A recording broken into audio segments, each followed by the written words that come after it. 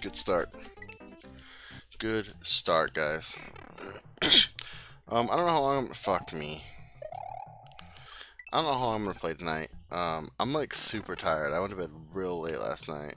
We had that monster. It was just it was hard to like sleep. I got nostril hairs. They're tickling the fuck out of me right now.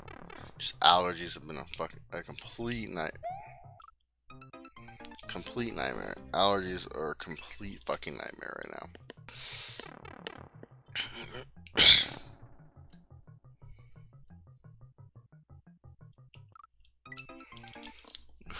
Jump.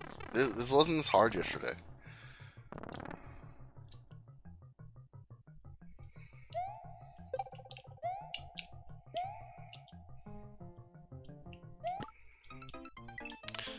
Okay, so I need to scroll back left right there. Or just don't scroll at all. Just do this.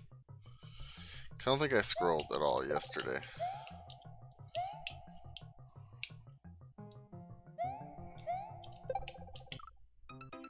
Boo! Boo!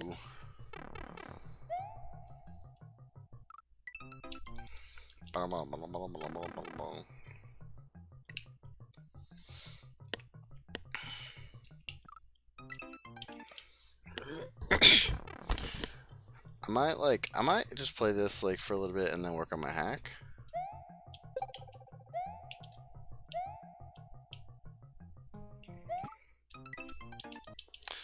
Too early.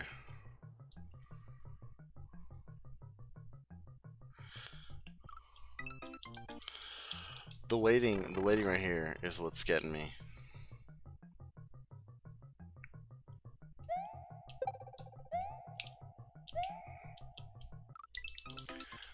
I was worried about big jumping too much.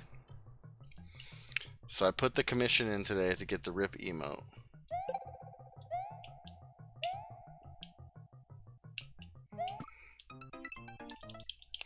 Maybe that's a spin jump? I don't know. Might just be a spin jump. I wish I could jump.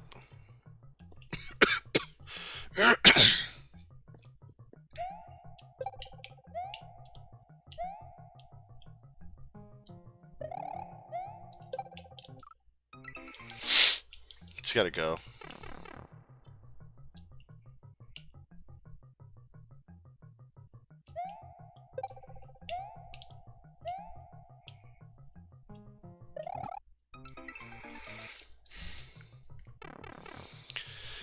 Dude, I still don't know how, like, the chuck jump in that last level was so consistent. It was like,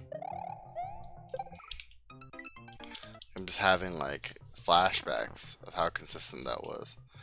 And it just, oh, I love it.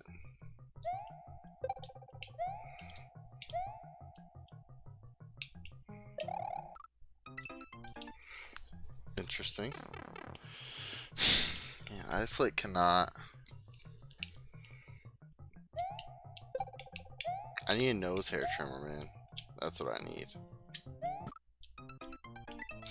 That was a spin jump. I'm just like, I can't. I'm struggling with what to do there for that jump in my brain. Not like just like, oh, this jump's hard, but like,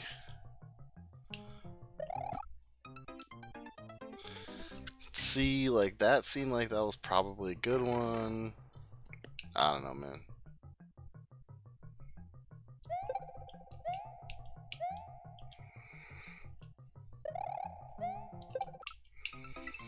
Fuck. I'm just like a second early on that.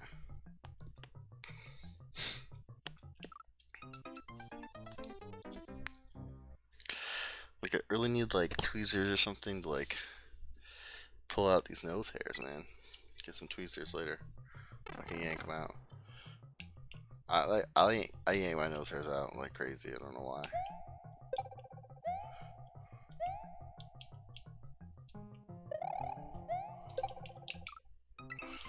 Nope. Gotta get momentum going to the right, man.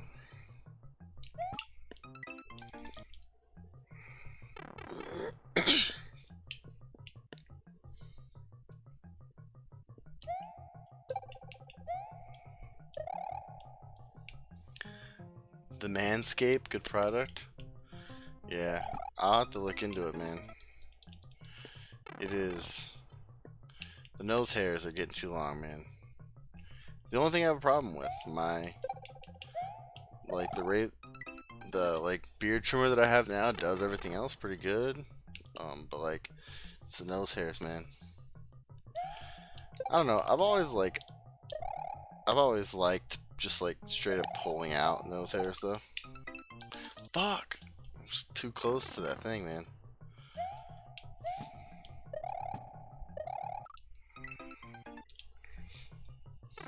Yeah, like, I think it started like in high school. I was like, oh, nose hairs? I can just pull these guys out, and then like allergies don't fuck me as much, and then like I can breathe better. Like that's oh, fuck, that's awesome. But yeah, allergies are running rampant right now. Boo. What's going on, man? How's your day going? How's your Tuesday? Today's Tuesday, right? I hope so. I hope today's Tuesday. Tomorrow's Wednesday. Yeah, Tuesday, the 20th. Dude, 3 weeks to the new Xbox come out. 3 weeks from today. That is talent right there.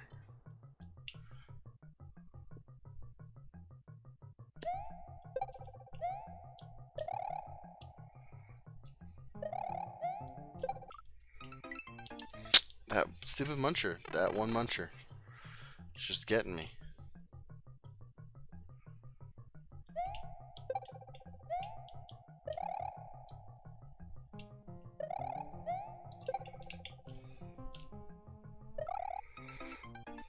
Yo.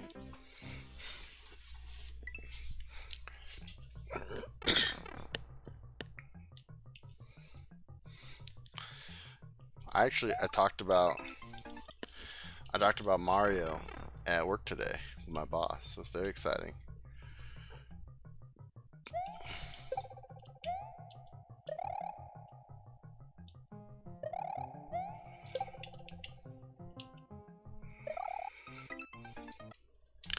Talked about how like sometimes school gets stressed out, so you try to take a break to watch the stream. Nice, man. How's school going? I mean, obviously stressing you out, but what's stressing you out about it? Is it the amount of work or the quality of work? Oh man, I was not prepared for that. I was not prepared at all for that. What was going on there? School's hard, man. But it can be fun. Like if you make it, if you make it fun, it can be fun. You know, it's not gonna be easy. I got some bad grades when I was in school. Sometimes I got mostly good grades, but I had a class or two that like were really bad. I took a ecology class once. Fucking was not for me. And I like science. I love science. But it was not ecology. It was microbiology. Microbiology. Microbiology. I think it was microbiology. Just was not for me. It was macrobiology. It was ecology. Yeah, online stuff's hard. What's your like? Is it just like you have a lot of papers to write, or is a lot of stuff to read? Mixture of both.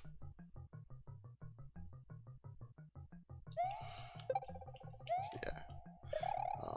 I took it was definitely ecology.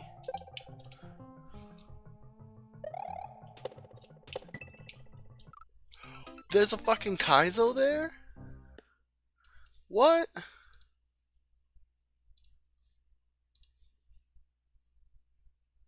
Come on, give me the clip. Give me the clip. Give me the clip. There we go.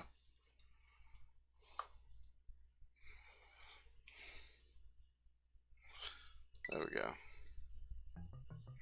Hey, speaking of which, the University of Arizona calling me right now. They want more money. I gave you enough money, man. I graduated, gave you all the money you needed. You don't need nothing else from me.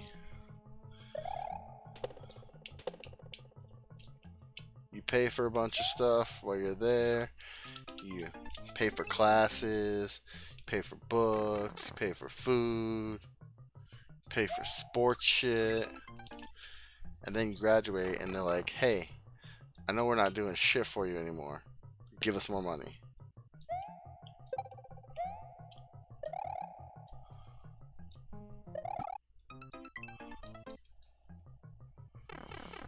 Yeah, time management sucks. Like, well, I mean, time management is a good skill to have. So, like, my job currently, like, I just have projects, and like, they just have to get done. But like, most of the time, people aren't like checking in on me to make sure I'm getting my stuff done. Like, no one's sitting there being like, "Yo, you have this thing due on Friday. You should work on it." So like, in that sense, college is actually really good for learning that skill, because I have to like know, okay, well, I have X, Y, and Z due at the end of the week. I should work on those.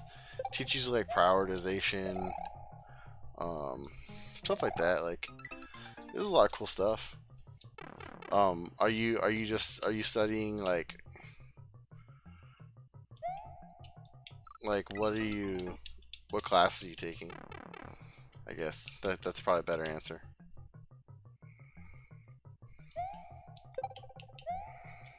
Or better question? Better question. That's a better question.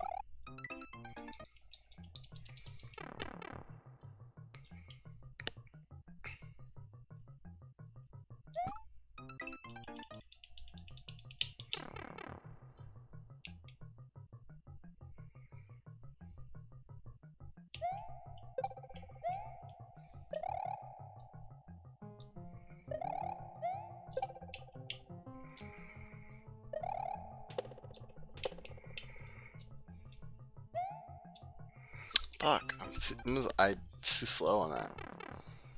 I wasn't ready for it.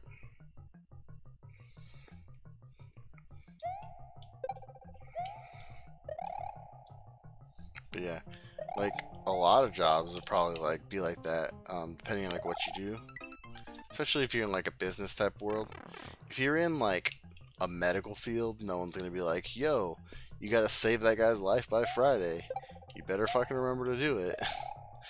but, um, but like stuff like in the business world, it's usually like, it depends on who your manager is too. Like, I don't have anyone that micromanages me, but I've also built up a lot of like respect for getting my stuff done. Architecture class, if you switch to business administration and you have to wait to take classes next semester for that major. Yeah. um. So I'll tell you what I told your brother. Like, you don't necessarily like. It's nice sometimes to declare your major and everything, but like, you don't have to figure out what you're doing right away. Like, it's okay. Like, if you like start taking classes and you're like, oh, this sucks. Like, I don't want to do this. I wanted to do engineering when I first went to school. I took a I started taking a physics class. I hated it. I started taking some other classes that you needed for engineering. And I was just like, nah, like, this just isn't working. And I had a friend who was taking engineering classes at the time. And I was like looking through some of his books and stuff. And I was like, this isn't for me. And then it wasn't until like a year and a half later that I decided I wanted to do computer science. I mean, it works out. I think as long as like you're taking general studies and everything, and like doing a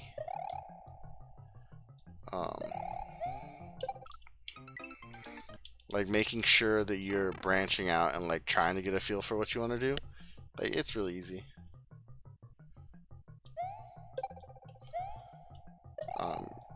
You never have to have like your whole life mapped out. I know that's like a lot of parents say that, and I don't know about your parents, But like I know a lot of like my friends' parents and stuff were like, you have to have a major by the end of your first semester, and like you have to like figure out like all this stuff and start doing all these other things. But you don't have to. Man, just I have a friend who he he was a engineer. My friend that was an engineering student. He was an engineering major, and that's a tough jump. He was an engineering major, and then he switched to math. Then he switched to biology. Then he switched to back to math or something. He ended up going back to biology. I think he got a degree in biology. But he was a substitute teacher for a couple years. And then now he's an EMT. And like he doesn't even need his degree for anything because he's a fucking EMT. I think he went to business. He went to business and then back to biology or some shit like that. What's going on, Type 2? Just talking about college. So I mean, like you don't have to figure that shit. You don't have to figure it out right away. Like, don't worry about it.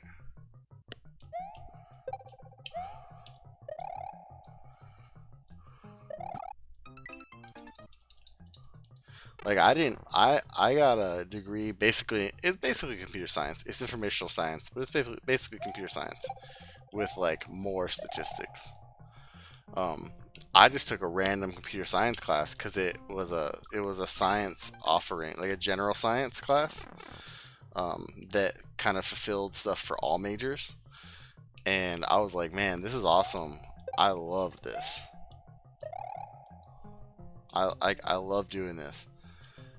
And then I went to get in the computer science major, and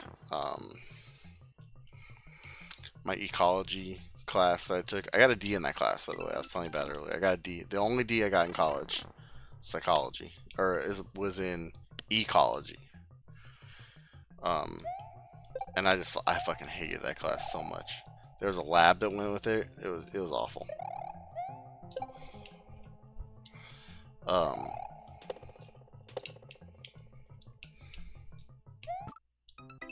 Fuck, I'm not getting to the end fast enough.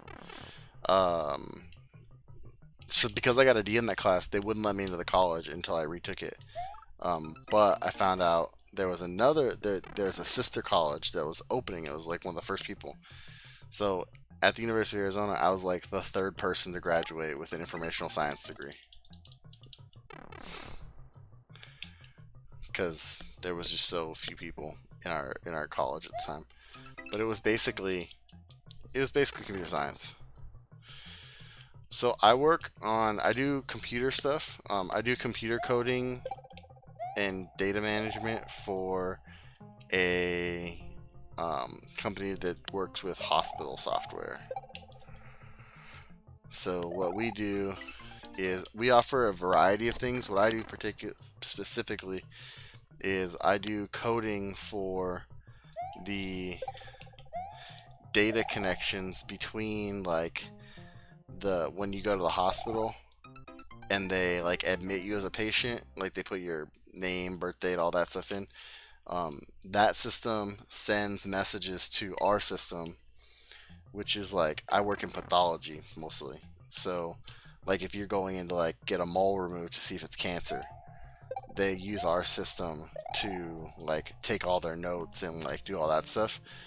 And so I work on the information. I work on the part of the system that communicates with the other things in the hospital. So when Dr. Dave puts in that Cody doesn't have cancer, even though his mole was weird and discolored and looked like cancer. I work on the stuff that like makes sure he has my name and my information correct, and then also like when he writes in not cancer, like that transmits out to like the other stuff in the hospital, or like the physician portal. I don't know if you've been to the hospital lately, but like you go to doctor's office, you have all your results and stuff online. Like I deal with making sure that all of your information from the doctor gets to all of that information.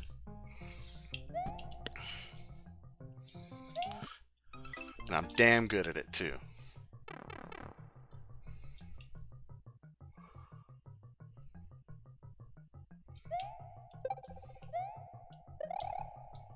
I am considered an expert in my field.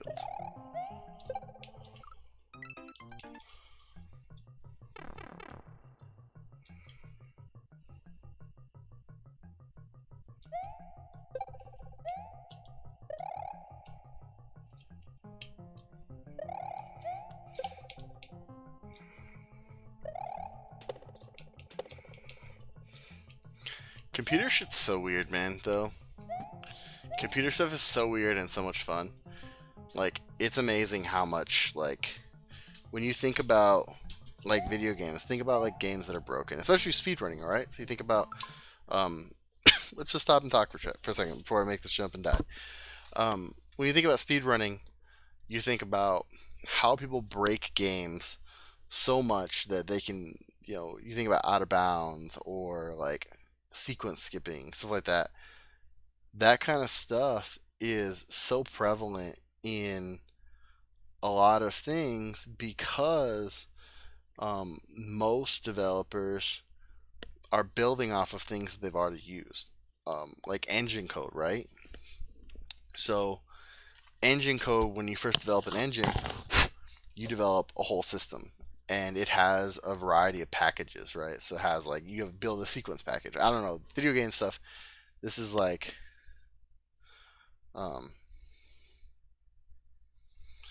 coding's not that hard. It's just like a lot of logic. I can send you some stuff that I do. I mean, it's really, if you understand the way logic works, and some basic principles of math, then the only struggle that you'll have is knowing what tools to work with and the different languages. And that stuff is all just things you can pick up. It depends on where you work. My job, I do, like, I'm pretty set in the languages that I need, that I have. I have a pretty good background in those. But it's usually a lot of very specific. A lot of jobs nowadays, particularly in technical expertise like that, are very specific in terms of, like, what you're doing. Like, I do implementations, so my job, like, we have like a suite of like 15, 20 things that I do, and most of those, they're all very specific to, like, I do steps 1 through 10 to implement this. And then if there's customizations, obviously I do a lot of customizations just because I'm the higher up in my field, for my position, so I say. Uh, but it's pretty solid. I mean,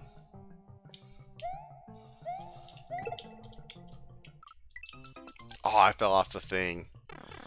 Um, but so yeah, so like, when you think about coding of a thing, like, we have different versions of our software, right? So, like, you have Windows 9 or Windows 8, Windows 7, Windows 10, like that, iOS 11, 12. Like, those, you're not building that from, well, you're not generally building that from scratch, from the ground up each time. You're building on what you had before. Okay, what did we have that worked? How can we make this better? What did we have that didn't work? How can we make this better? Like, and so a lot of that coding is the same. Well, sometimes, even though it looks like it works, it breaks, right? So,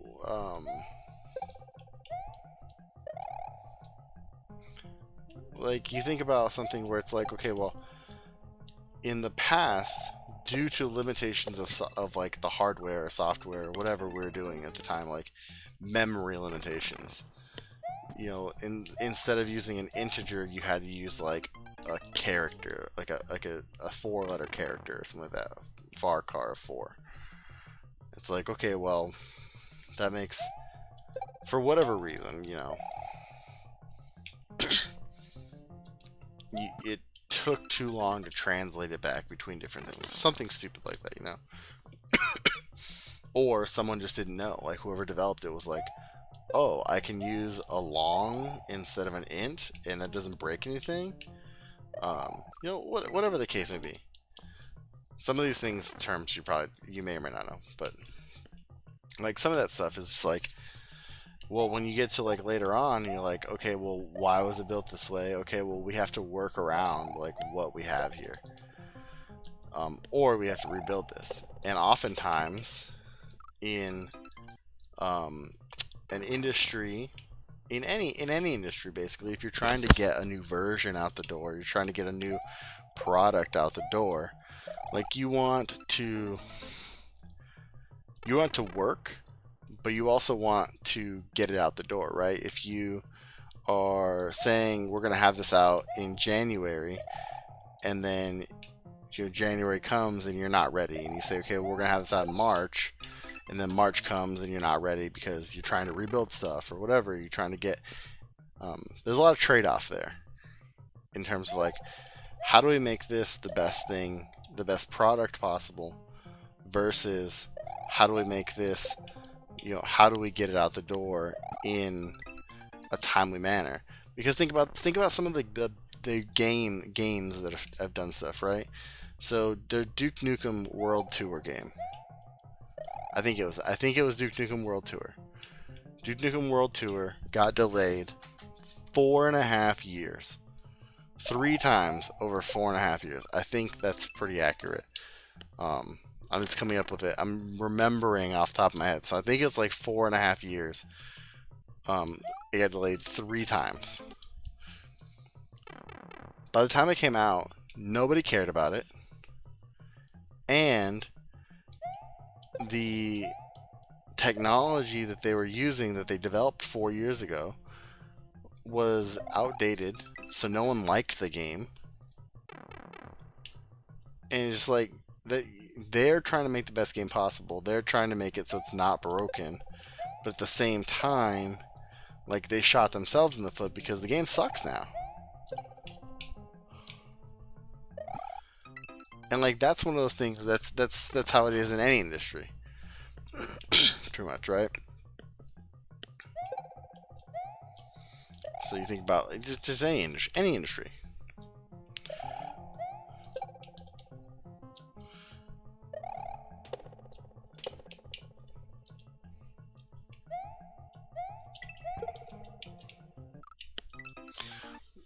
Why? Why? Why do you do this to me?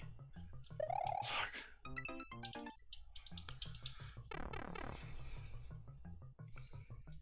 It's 9 o'clock. Alright.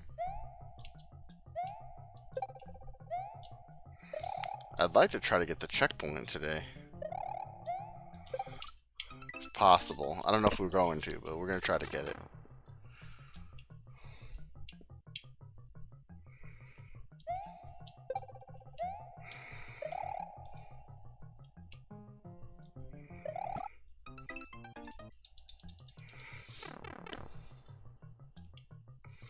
But yeah, just like, there's a lot of things out there that are like that. And so you do the trade-offs and everything. So back to video games.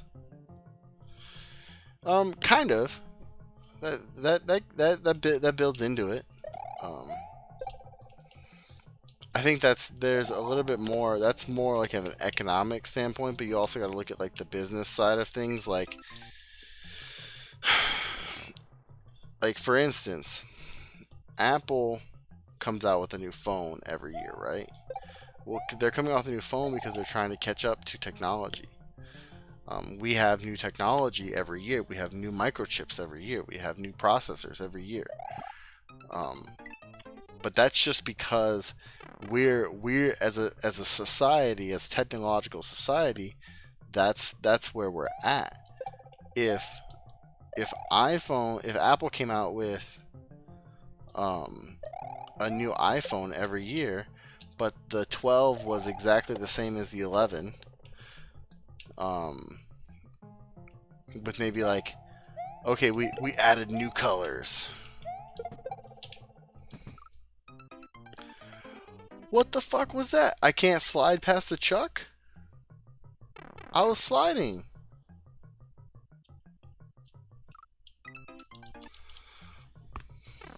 But so if Apple came out with, if the 12 that they came out with this year was the same thing as the 11, but it was in different colors. Same exact processor, same exact everything, screen, same cameras, everything. Like, people wouldn't like that. People would probably buy it because, you know, people buy dumb shit. But, like, you know, that's an example where, you know, supply and demand isn't necessarily just that. But, like, if you're coming out with a new version of something every year, so for instance, right? FIFA. FIFA came out on the Switch this year. EA Sports came out and said, they've said this, not word for word, but basically they've said this. The Switch version of FIFA is the exact same game as last year's game, except they've updated the rosters and updated some of the uniforms. Same gameplay, same everything. People are still buying it, but it's the exact same game. And the only reason they're releasing a new game is because, one, people will buy it. Well, there's two reasons. One, people will buy it because people buy stupid shit. And two, because they've got into this cycle of having to release something every year. Because that's what they've done to themselves. That's what their market has done to them. Just like Apple. If suddenly we made no progress in microchips over the course of a year, would Apple come out with Apple 13 next year? iPhone 13? Would they come out with a 12S where they've just like made some changes and it's different but the same? Like, those are the things that you have to, like, they found a way to make it cheaper but it's the exact same product. Like, those are the questions, right? But, like, when you have a version of something that actually, god damn it, of something that, like, makes sense, like you add new features and everything, like, those are things that, those are products that you want new versions out every year. So if you're trying to add, like, if you know I'm coming out with a new version, a new product every year, and I need to get 10 things into this, I want to get something that's like a big ticket item that makes everyone say, I need to get this version. I need to get this thing. iPhone says, okay, guys, over the next 2 years, we're going to add a new fancy, like, professional grade camera. And we're also going to add a movie theater, like, UHD screen. Do you think they're going to put that in the same phone? No, probably not.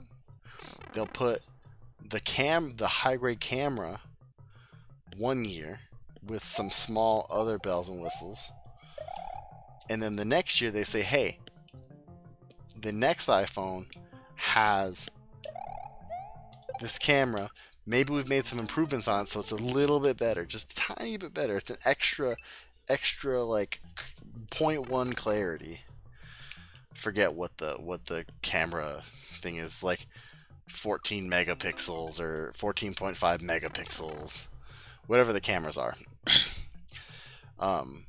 We went from 14.5 to 14.6, and like on its own, that was a great jump. On its own, that's not gonna make you buy a new phone. Probably people would because people buy dumb shit. But when you say also, now we have an ultra high def screen to go with it. So now you look at it and you're like, okay, I got this 14.5 phone last year for the camera, and this year 14.6, so it's a little bit of an improvement, but we've got this bomb-ass screen too. Like, that's how you get people to buy stuff. And so when you get into this cycle of we're going to have a new product every year, you don't want to start pushing out your release dates, right? Imagine if, how do I keep hitting this? Imagine if FIFA said, or if EA Sports said, you know what, we had coronavirus this year, we're just not going to release a soccer game this year. We're going to release one in January when the season actually starts. The season starts again. Or 2K Sports. 2K Sports says, you know what? Coronavirus, we're just going to make 2K21 come out whenever the season starts. Well, then you've lost sales for this year because you're not selling it now. Theoretically, you wouldn't be selling it now. Then season starts in January. You recoup those losses from the end of this year, but depending on what the season does, do you sell that game in January and then have a new version out in August again or September, whatever month it comes out, October? Like, do you resell it again? Because then that makes your development cycle that much shorter. So then you can't add as much fun stuff in. So then you got to wonder, like, okay, well, are people going to buy this? In video game, people buy dumb shit. We've already discussed this, so they probably would. But like that in other businesses, that's not how it works necessarily. So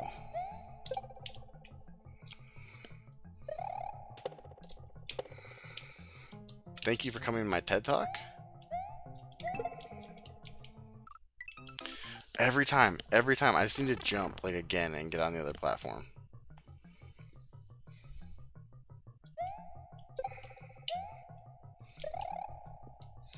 Dude, I should become a professor. We should do this. We should talk about. We should have streams with Frost. Streams with Frost are just educational now. You're welcome. I hope that you learned. Maybe, you know, we're teaching. Professor Frost is here to teach you. Whatever you guys want to learn about, I'll read up. We'll talk about it. We'll discuss.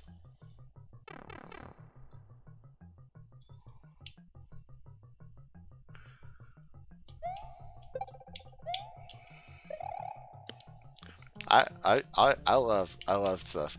I could lecture for fucking days.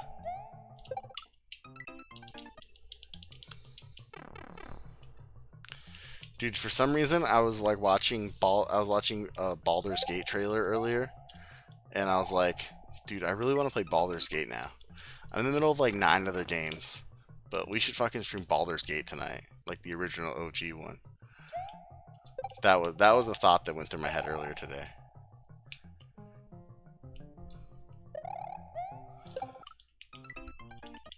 I have it on the Switch and I have it on Steam, and I'm legitimately like debating on it.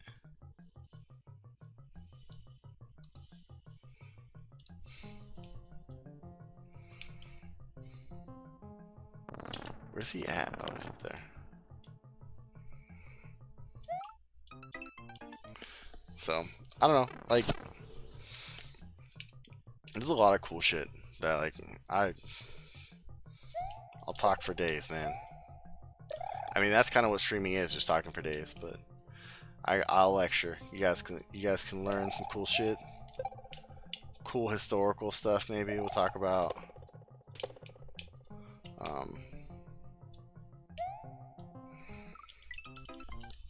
Like, all of a sudden, I'm like, what's some cool historical facts that you guys don't know about? And then I can't think of it. I can't think of anything. Eli Whitney invented the cotton gin. Boom, done. The cotton gin changed. Industrial Revolution. I think it was like 1812, something like that, 1813. Now I gotta look it up. Hold on. When was the cotton gin invented?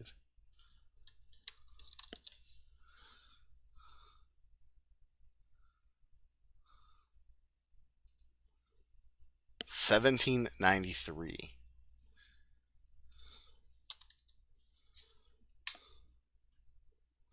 I was way off.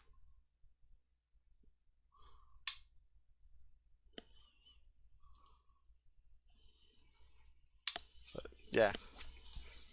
I had a United States Teacher of the Year for my world and U.S. history in high school, and he was the DJ at my wedding. He's a fantastic dude, and he taught me a lot about history, life in general. Like, it's amazing, like, when I think back at like the people that taught me about life, like it's not just like, it really is like when you talk about how like it takes a village to raise someone, like it's not just like your parents, and it's just not just like everything. It's your experiences in life, um, your experiences in life, you know, and the people that you experience those things with. You know, your friends and how they respond to things, your friends and how they, like, you know, if your friends are constantly getting in trouble, hopefully you learn that, you know, you're not supposed to do that stuff. What's going on, Sebastian? We're just talking about life lessons. We did a lesson on, um, I did Professor Frost uh, taught class. I don't fucking know. We taught something. We talked about versioning in products and business, and why it's important to never give the consumer everything that you have at once if you're a bad person. I don't know. But is that like, then you think about it, is like going back to what we were talking about, is that a bad thing, right? Is it bad that Apple says, like, obviously this is just an example. I don't know if this is true. I assume it's probably true, but who knows? If Apple has the ability to give you a phone, like a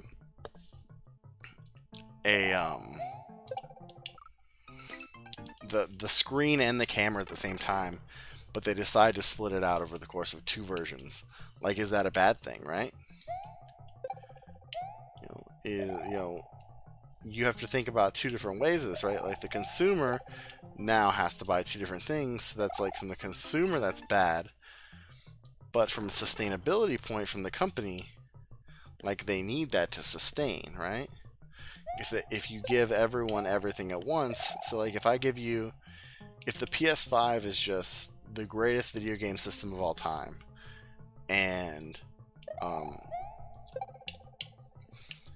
it just, you can never improve on it, and they never improve on it, and it's just, you're buying games for it or whatever till the end of time, but you're never buying another console. You're never buying, like, having a big rush of sales. Like, is that good for Sony? Is that bad for Sony? Like, they don't have to spend money buying, like, making consoles, developing consoles, but like, they're also not going to get like the mass revenue that comes in when they have a new console generation. I just went through the steps anyways. Is that good or bad? Is it, like, where do you draw the line? Like, if you're coming out with a new iPhone every month with new features, obviously that's too much. But is yearly okay? Is yearly not okay? Should bi-yearly be the thing? Like, where does this, you know, kind of come into the thing? And it's all based on consumer. It's all based on consumer consumption. So like, if the consumers are buying it, like, it's good for the company. It may not be good for the consumer, but it's good for the company.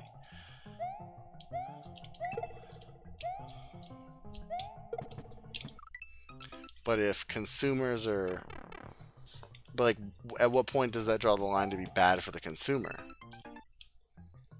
You know? So, Sebastian, I looked it up. Phasmophobia is only for PC right now, from the article that I read. And it's about $18, $19 on Steam, I think, if I remember correctly. But yeah, so like, you know, and a lot of that is a gray area, right?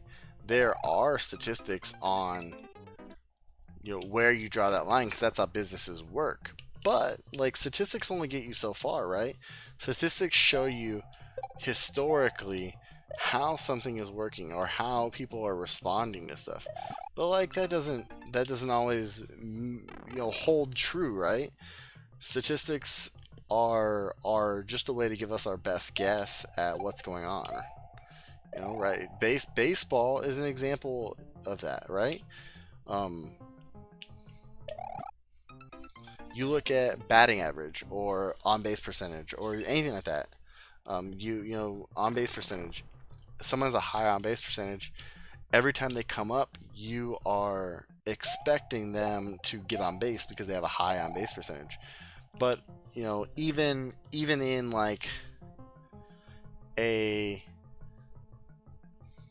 even someone who's getting on base 1 out of 3 times, like even then you're not getting on base 2 out of 3 times. And so like you kind of have to understand where the model is acceptable. You know, you'll have games where you get on base 4 times. You'll have games where you don't get on base. You'll have multiple games in a row where you don't get on base. You'll have multiple games in a row where you do exactly what the statistics say you should do, which is get on base once out of 3 at bats. And so over the course of time, you develop a model for this, and that's what statistics are. And model growth and all that stuff. And there's numbers for that, and there's statistics for statistics, and you have your standard deviations of your plot data and all that good nonsense. It's all math. But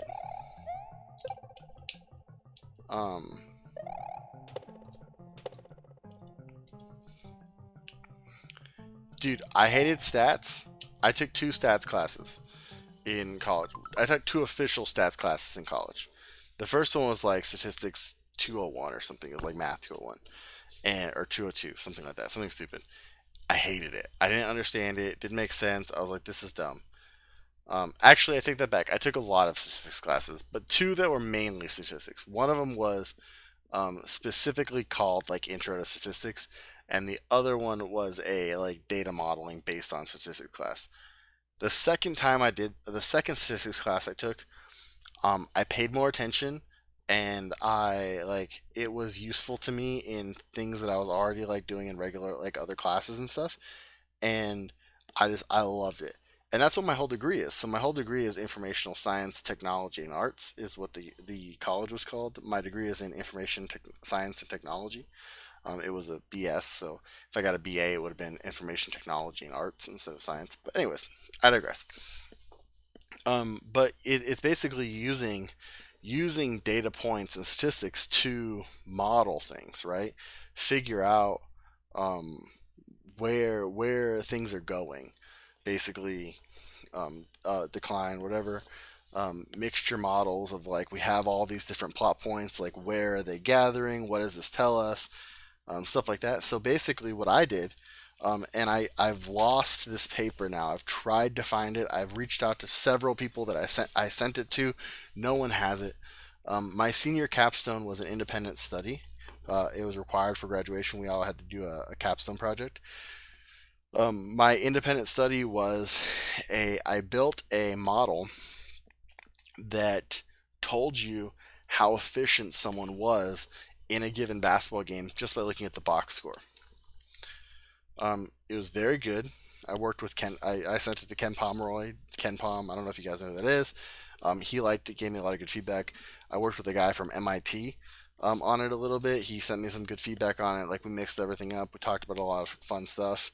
Um, and it's just like it was one of those things like where you do it. But statistics are great. They are hard to get into because, and I can tell you that, like I told you, I hated them at first. They are hard to get into, but they are fantastic. I forget what I was talking about. Oh, so modeling. So, so when you think about baseball and you think about someone who has a 333 on base percentage, well, and like you know, like I said, that's an overtime estimation or overtime. It's not even an estimation. It's just an overtime. This is how he has performed.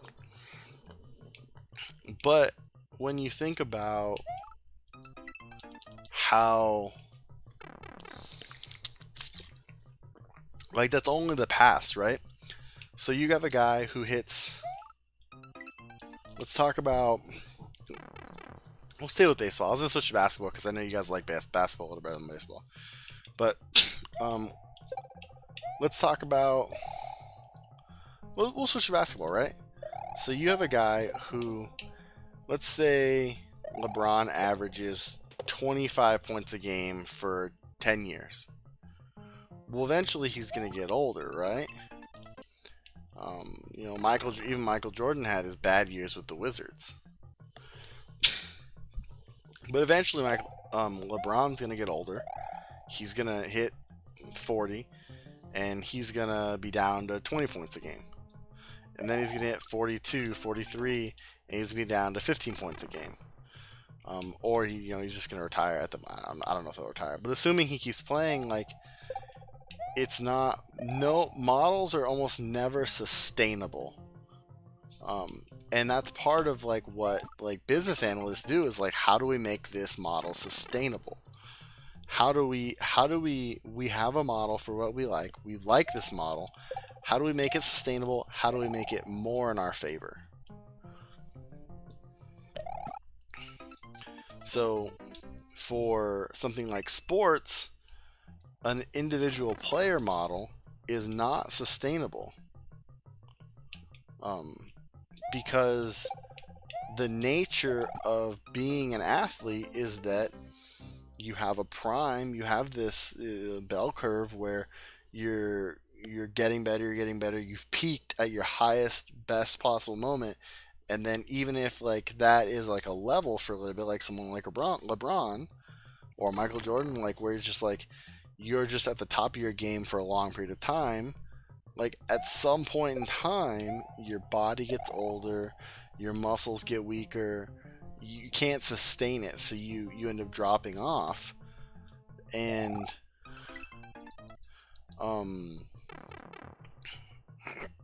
like that's something where in that model it's not sustainable, right? Technology is still in this upwards ramp, even though we're starting to level off, because at some point in time, and it probably won't be the near future, but at some point in time we're gonna hit our maximum density. Density is not the right word. We're gonna hit our maximum of the capabilities of technology.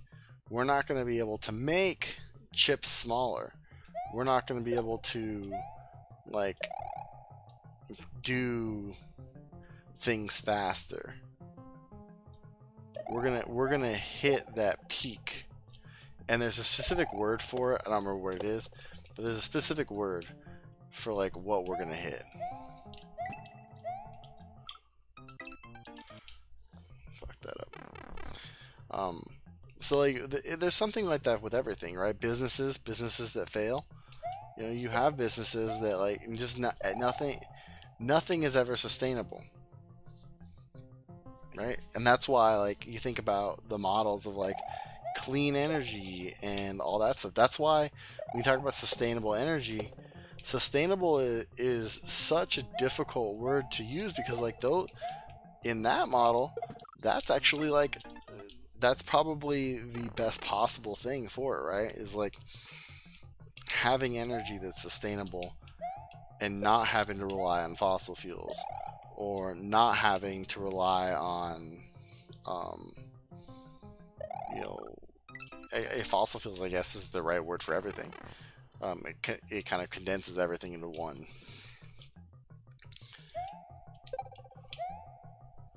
But like that also limits everything else, right? So we can't have all the things we have today and be sustainable. Society isn't sustainable that in the way that we're living. And like I'll be the first to tell you, like I don't do enough for the environment. Like I love meat, I love technology, I love power, like electricity, I love air conditioning, I recycle when I can. I compost like when it's available. I don't go out of my way. Like I don't have a compost in my house or anything. Like I probably should. Like there's a lot of things that the average American, if the average American or average, citizen of whatever country you're in, if the average person did like one or two things, like the world would be such a better off. It would be more sustainable.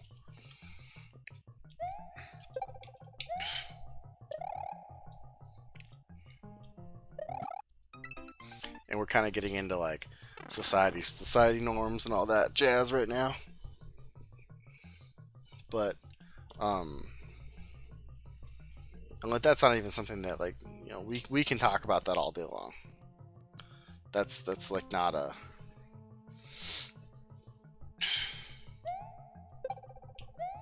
that's not the topic of our lecture today. Sustainability, but modeling. We can talk about modeling in general. We took a detour there. Modeling in general is just like it's hard to be sustainable with some of that stuff, and that's people's job is how do we make this sustainable, and that's why when you think about how stuff goes, like with the economy and like price hikes, right? So okay, McDonald's had the dollar menu. Well, now a McDouble, which used to be $1, double cheeseburger was what, $1.20 or something, and the McDouble was $1, and now a McDouble is $1.29, and the double cheeseburger is like $1.50. Like that's all part of being sustainable, right? So the cost of living went up. The cost of minimum wage went up. The cost of their supplies went up.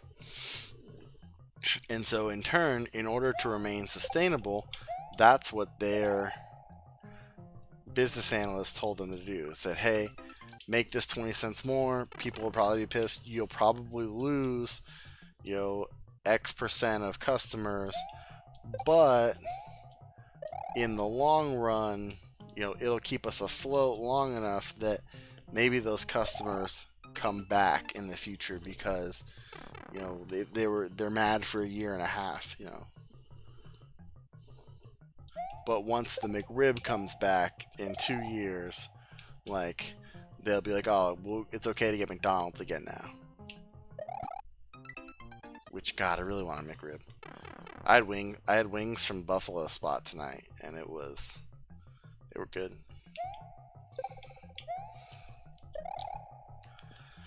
But yeah, so like that's part of. I don't remember how we got down this. We're talking about economy, business, and supply and demand, versioning, sustainability. So back to versioning. So we'll tie it all together with a nice big bow, and then we'll get the checkpoint, and then we'll fucking just dominate, right? So sustainability in versioning is how do we get people to continue buying our product? How do we get people to continue buying our product, a new product, on a certain time frame that we like? What is the bare minimum that we need to do? And then what do we think? Do we think adding in extra that's not the bare minimum is efficient in our cost benefit analysis? Right? If it costs them $100,000 to build a extra game mode that's only going to net them $50,000 in profit, like that's not worth it to put in the game, right? But if, stuff like that, things like that. I'm kind of like ranting right now, but I'm tired because I was up super late last night, which is why we're not going to be up late tonight, unfortunately. But we are going to try to get this checkpoint. We've seen the checkpoint. We've discovered that you can't slide into chucks, or at least I did. I slid into the chuck poorly. We're just going to like hop right over the chuck when we get to him. Hopefully.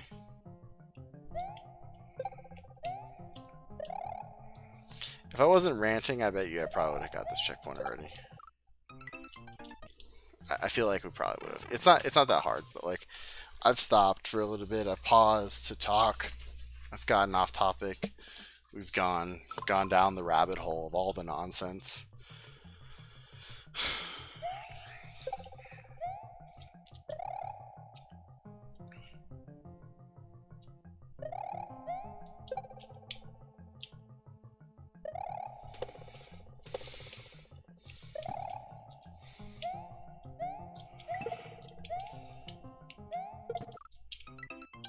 Why? Why? Am I throwing it too? I'm throwing it too late, right?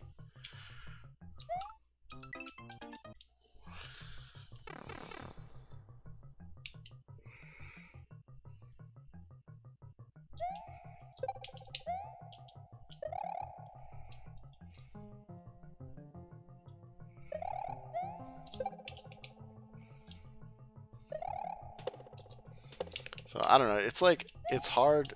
Like right now, like usually, like it's easy to like be educational about stuff that we got checkpoint. Boom, boom, in there. It's easy to be educational about. Oh shit. It's easy to be educational about things that are like fresh on your mind, right? But like a lot of things that are fresh on my mind right now are things that are like, you know, be a good person, don't be racist, like stuff like that. And so like ranting about that stuff is just like,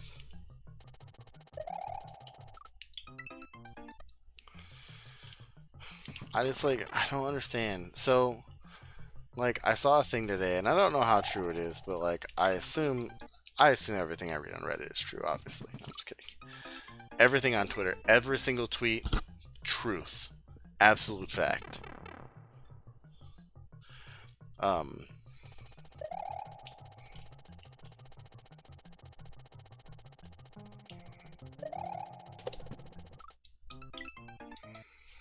Okay, well that didn't work the way I wanted to.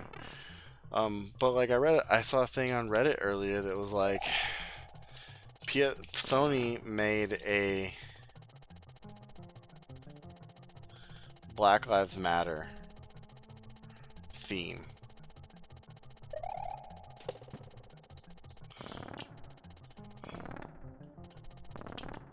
Thanks, boss. So Sony made a Black Lives Matter theme. So there were enough people. Oh, I don't jump up there. Got it. There were enough people that canceled their PS5 pre-orders because of that. That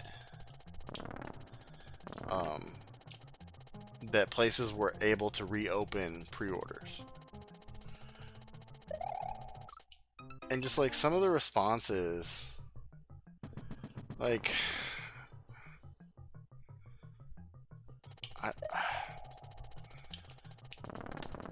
I don't, and like maybe this is just like something that like I just don't understand because I'm not a people person, but I don't understand why people are so upset about what other people do, like with their lives. Like, why are people so angry at the gays and the trans and the LGBTQ community? Like, it doesn't impact you at all. Why? Because they're different? Like, it just doesn't make any sense to me. And then it's like people that are racist, like you're hating someone else because of, you know, something that they were born with. That's a fucking jump right there. Holy shit. But like you're hating someone. Is this not an ice level? Like, is this an ice level that's not an ice level? it's an ice level that's not an ice level. Nice. But it's just like stuff like that, like I just don't get it. Like I think it's the internet. I think like the internet's done this to people. Giving people a way to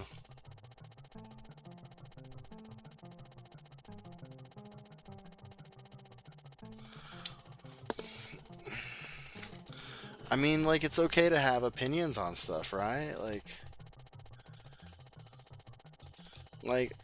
we'll take something that's not even like super hot topic is like abortion, right? It's like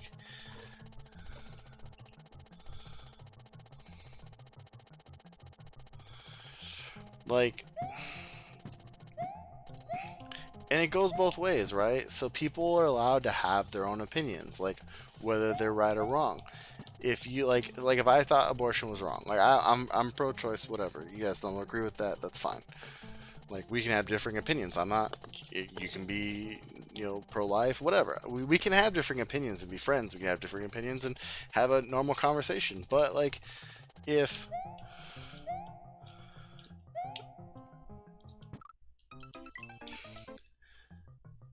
if me saying like if I wanted to get an abortion, say I could get abortion, so, like, and you're just a random person who sees me and knows, like, you don't even know me, and you're just like, oh, like, you're getting an abortion, you're a murderer, whatever, like that, whatever people that are anti-abortion say. Like, what does my decision have to do with what you do? Like, I'm all, like, if I was like, I'm very pro-abortions, you're pregnant, I'm gonna make you get an abortion, or I think I'm gonna badger you to get an abortion. Like,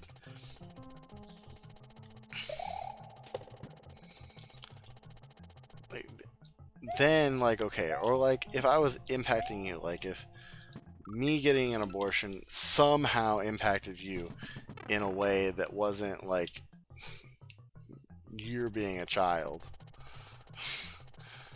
like, I could get it. But like, if we were on here and you're just a random person watching the stream, and I'm like, yeah, I'm going to get an abortion tomorrow, and like that doesn't impact you at all. If you don't like it, don't watch the stream. If you don't agree with it, be like, you know what, I don't agree with it. It's your choice. Here's some information for you that, like, in my religion, that we feel this way.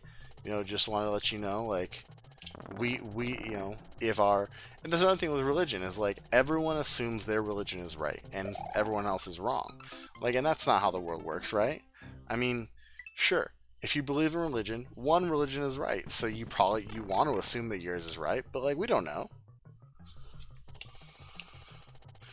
We don't know, like,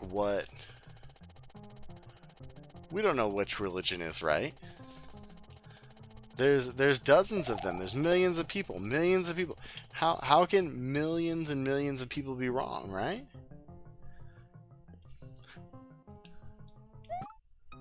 Like, what if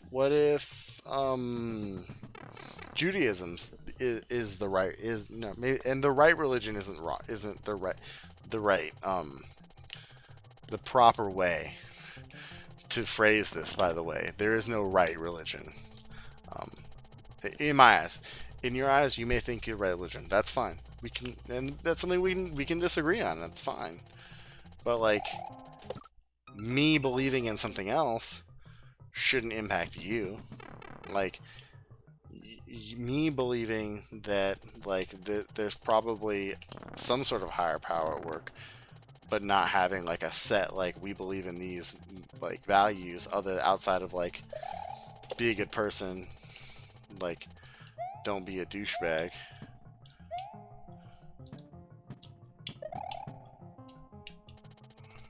Oh shit.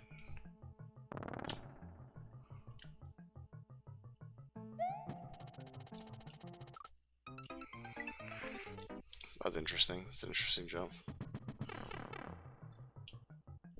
But yeah, I mean, like, and but that's the thing with cancel culture is the same way, right? Like, the people who have now decided what is right and wrong are punishing people who disagree with them for holding poor beliefs. Now, I get it. If they've done something wrong, like the people that have done, like, you find out, oh, like, so and so like raped 10 people 10 years ago. Like, I get it. Like, yeah, they shouldn't have whatever they have. They should go to prison. You know, that should be their story. But if someone like Chris Pratt, like, you know, people that are different politics, right? Chris Pratt was attacked recently for having right leaning beliefs and everything, and like that's not how things should be. Like, everyone, like, you talk about America and everything, like having the freedoms that we have with, like, everyone always talks about the things that make America this amazing place and whatever. And if you haven't seen the first episode of the monologue for what's it, like, Newsroom or whatever, Jeff Daniels, um, you should watch that because it's fucking fantastic. But like we've turned into a country that is not tolerant of each other, not tolerant, and we've become very divisive on things that are, quite frankly, a lot of the divisiveness in this country is over things that shouldn't necessarily be divisive.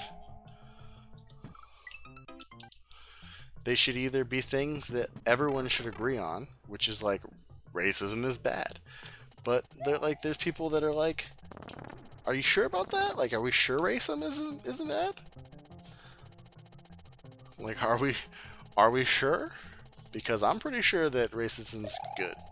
Like, and there's people out there that like that. And maybe that's just their internet persona or whatever. But like I said before, the internet's ruined people because it's been like, now all these people who maybe have this like small inkling of being racist like on the inside, but like they'll never act on it. Well, now they've been given this platform that they can just say whatever they want with no repercussions, because there's no repercussions on the internet. You save your receipts and you get canceled. And like, that's the thing. That's being canceled is the repercussions for saying the things and doing the things you're not supposed to. I don't think that people should be getting canceled over, like, I'm pro-life. That's the end of the story. Like if people say they're pro-life, like, okay, that's their opinion. Don't cancel them over that shit. Like, that's just an opinion. It doesn't impact you. It doesn't impact anyone else. They're not out there yelling at if they're not out there yelling at people in front of abortion clinics or anything like that, like, that's fine. Like, they're not impacting anyone else with their opinion.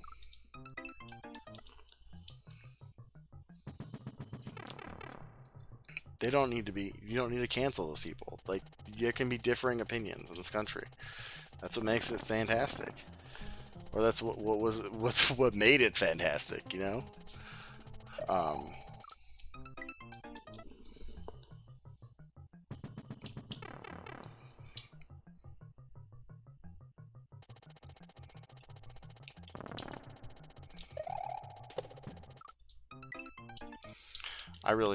I just need to wait there, because I think that's the strat, is to wait.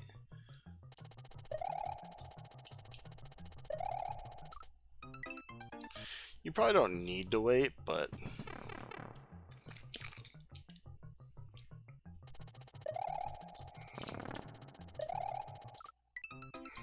it's a lot farther than I think it is every time. But I mean, like, that's just one of those things. Like,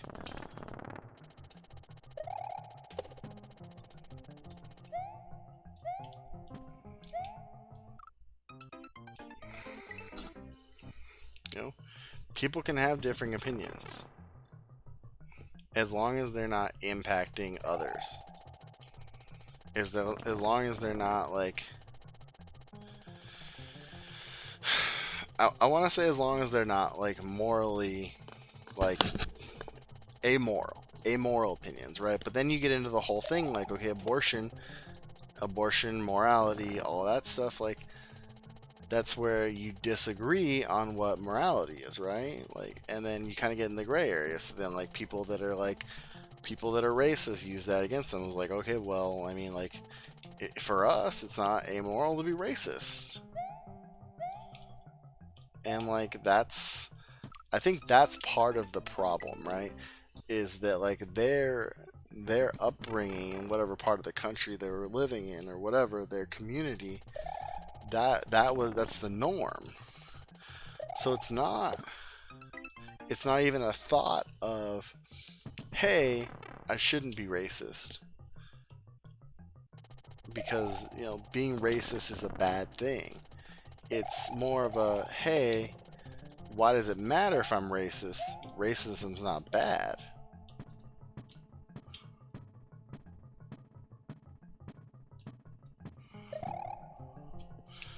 Dude, I got you stop by. We'll do life lessons whenever you guys want, man. Life lessons are crazy. But I don't know, man, like I just there needs to be like a point where people just are like tolerant of each other, right? You got to to the point where fuck. You got to the point where people kind of agree on a subset of rules for life, right? Like if you're not infringing on another person's rights, like it's okay. Like it's okay to have whatever opinions you want. Like the first step to defeating like racism in my mind, right? It's not an overnight thing.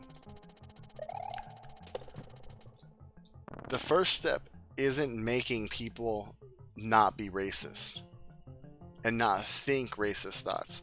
The first step is to eliminate people being outwardly racist. So like, you know, calling people names, calling people racial slurs, you know, treating people of a different ethnicity and race poorly. The same goes with like the LGBTQ community, like, right?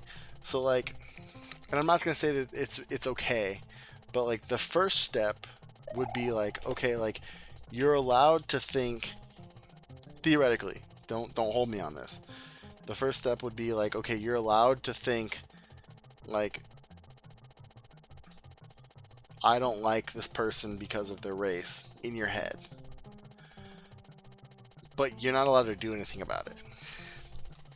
You know, you're not allowed to treat them differently. You're not allowed to punish them. You're not allowed to like be an asshole to them for any reason. Like, you know, for that reason. Like, and then over the course of time, okay, so the next generation, you're not outwardly racist. The next generation doesn't think, okay, this race is like, we're going to treat this race poorly because they're different, because you're not being outwardly racist. So you're not teaching the next generation negative connotations. And so that next generation then doesn't, maybe you just don't associate with them, right? You know, and maybe that's part of like your racism, is that like, okay, well, I can't be negative towards them, so I'm just not going to be associated with them. And like, I don't know. This is just an idea. Because then you get the whole like, if we're not associating with them, then there's like a fear and like that kind of stuff, and that's like weird psychology stuff. But like, I think that's the first step is like, like not punishing, but like creating a society where it's not okay to be outwardly racist. And I think that's kind of where we went for a while. In some culture, some parts of the country, and the internet and technology, you know, chat rooms, your mic with friends on Call of Duty, like that kind of gave power to those to the people that are racist, to give them bigots, racists, whatever you want to call them. It gave them an outlet where they could be that way, be outwardly racist, outwardly bigoted, without punishment, essentially.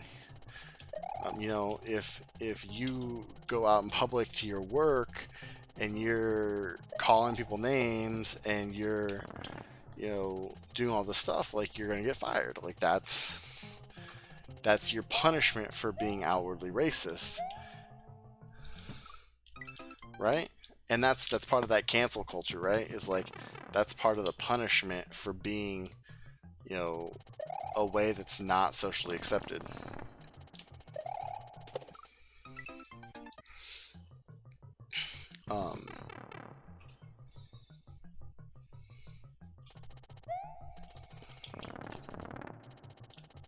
But if we as a society hold people responsible for those things and make it so that you're not allowed to be outwardly racist at all, and we get through a generation, we get through 2 generations, like, slowly that's gonna fade, and slowly those negative connotations that the racist families have, the bigoted families have, go away. And it's all through it's through education and lack of basically training the mind that, like, these cultural differences are bad, right?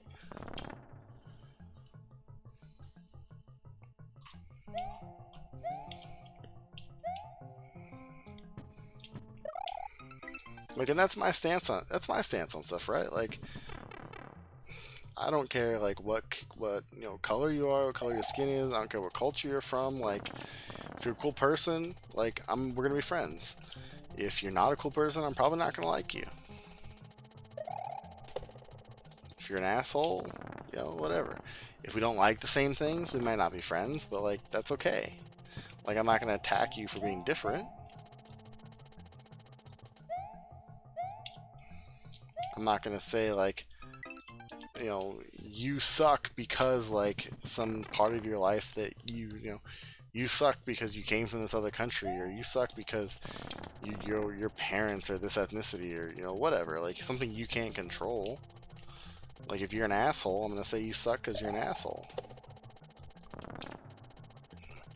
And then that, like, same thing with, like, sexual orientation and preference and all that stuff, and gender identity. Like, I'll admit, like, when the LGBTQ movement, like, was starting, like, I had some, like, reservations, just because, like, I was uneducated on things. Like, I had a friend, one of my closest friends in high school was part of the LGBTQ community, and, like, I learned a lot from her. She taught me quite a lot about, like, just, like, the plights that they have, like, the things that go on in their community, the things they have to fight for and everything. So, like, and she just got a couple of bad hands, not bad hands, but, like, she just had a couple of, like, things that, like, were going against her in society. Right? So, I learned a lot, and that's education is great, right? Educate yourselves.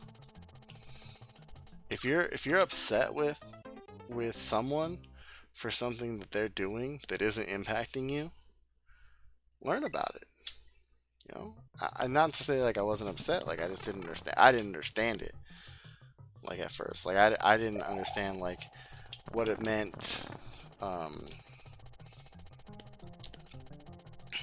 Like, what things meant, like,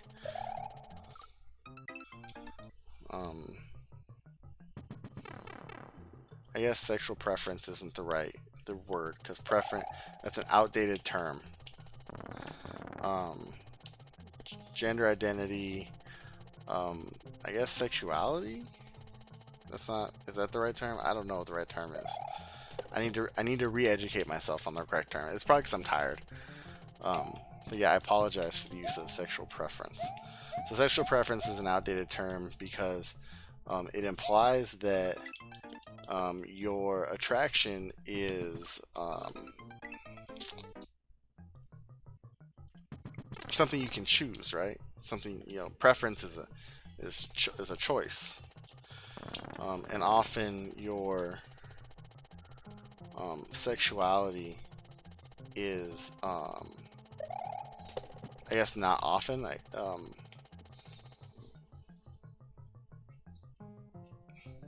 don't know how I want to say this because I'm tired and I'm trying to use the right words.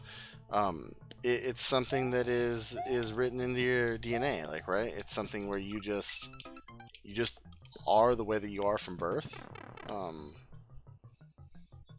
Who you like and your who you are, what your sexuality is, and everything like that is just who you are from birth. So it's not like a choice. It's not something you can change on the fly. You know, it's not an RPG where you can flip a toggle if you don't like what's going on. You know, I need to do that better. This is a tough little section. I don't know how long the second section is going to be, but I don't know if we're going to finish tonight. Probably get another like 15 to 20 minutes.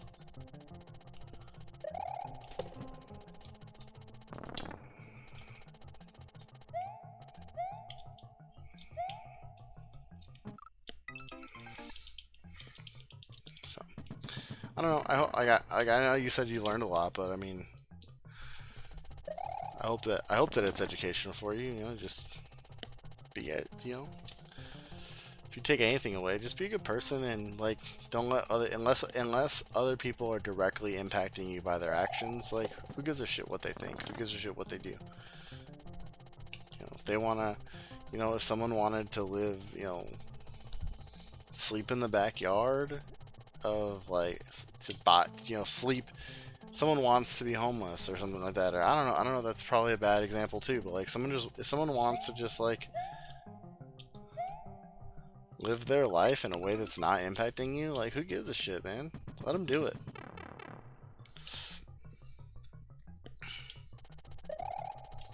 If Dave wants to come home from work, he works a job, he's a productive member of society, and he wants to come home and watch cat videos on YouTube every day for the rest of his life, and that's what he wants to do, that's what makes him happy, let Dave be happy.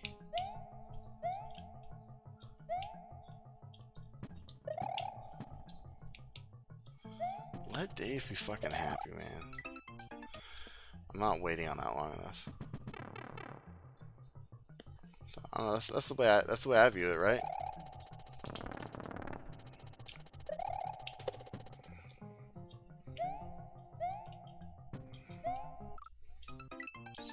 And call people out on their bullshit too.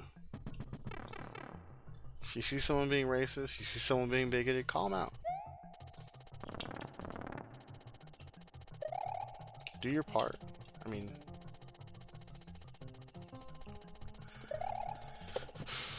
because the people that are being attacked, the people that are being bullied, like their voices only matter so much, right? Against the masses. A lot of the times that the people who are being bullied or who are being attacked, they're the minority, right? So their voice is only so loud.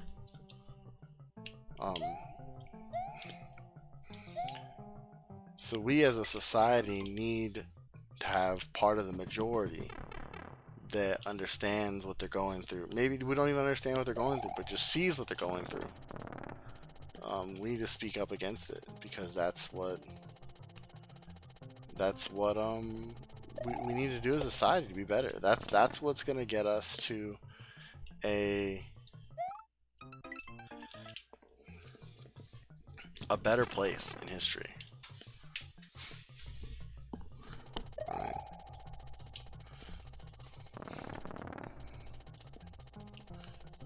You know, the old adage of see something, say something, which is like in itself kind of like bad, right? But it is true, like, in a sense.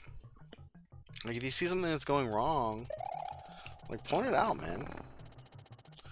Don't let people be held unaccountable, because that's what's happening. That's what's happened. That's the reason that all of this hatred is happening in the world, is because mainly the internet. The internet has ruined society because there's no accountability on the internet. You can make a new account on a message board in seconds.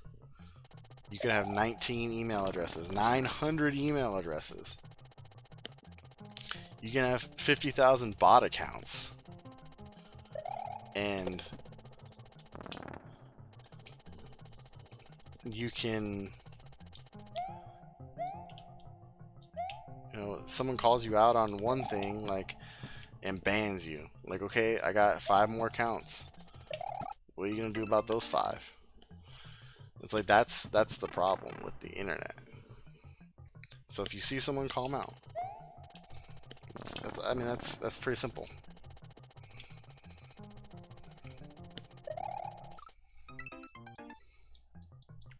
That's how you can be a hero today.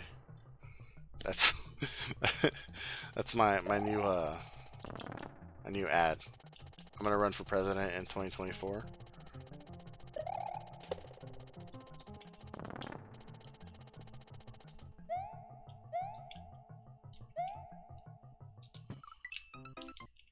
Gonna run as an independent, and my slogan is gonna be "Make the states united again."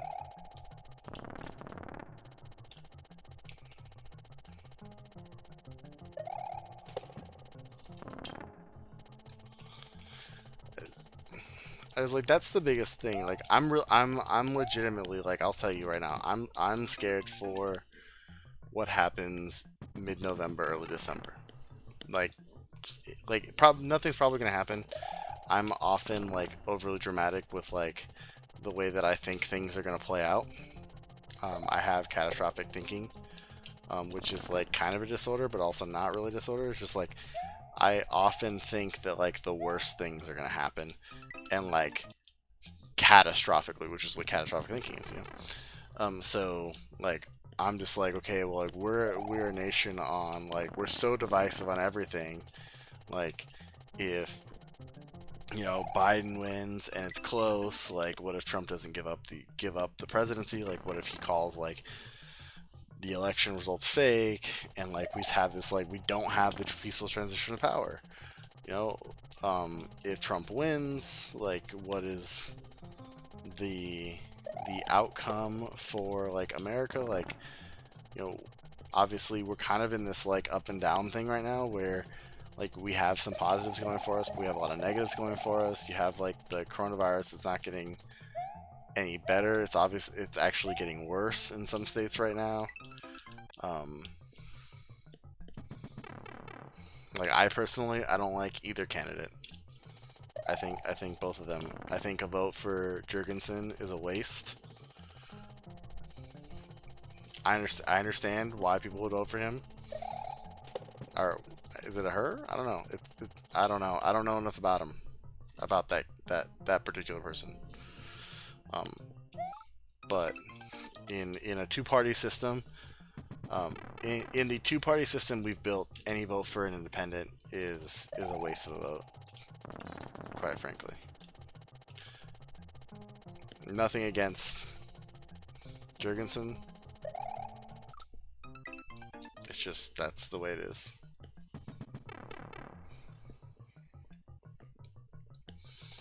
And like, historically it's been that way, right? Historically, over the past probably 100 years, most elections have been a vote for the lesser of two evils.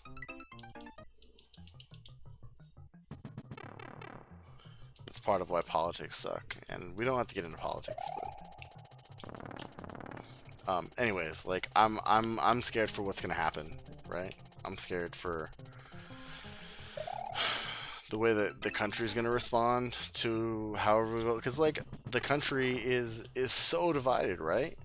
So like whichever side loses is like, okay, like like if the Republicans win, like if Trump wins, then the the Democrats will, I guess, think that they're in the minority, and like if the Democrats are asking for change and all these things, and so if the Republicans win, then the Democrats are like, what the hell, man?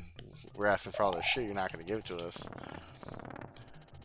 But if the Democrats win, then it's like, okay, well, then the Republicans realize they're in the minority.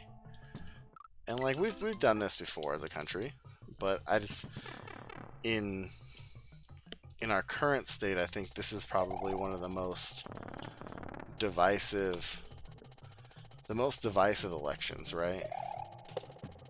I told my wife, I think this is going to be a monumental election in American history when we look back 50 years from now. Because I think we're at a turning point for both the nation and the world, right? Because whether we like to admit it or not, I mean, we probably would love to admit it, but whether, you would agree or not, I think that most countries see America as a guiding force,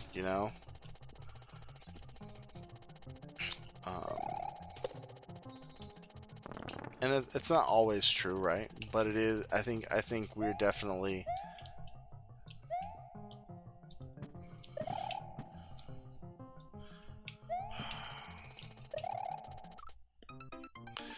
No! What is that? That was a great jump. I think you definitely see, like,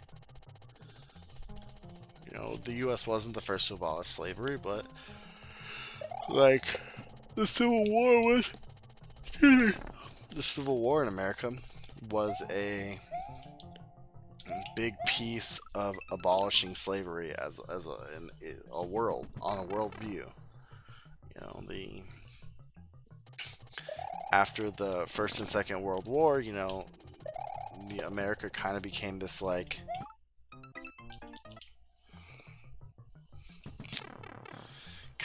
the older brother, like the mom country. It's not the motherland because that's Russia, but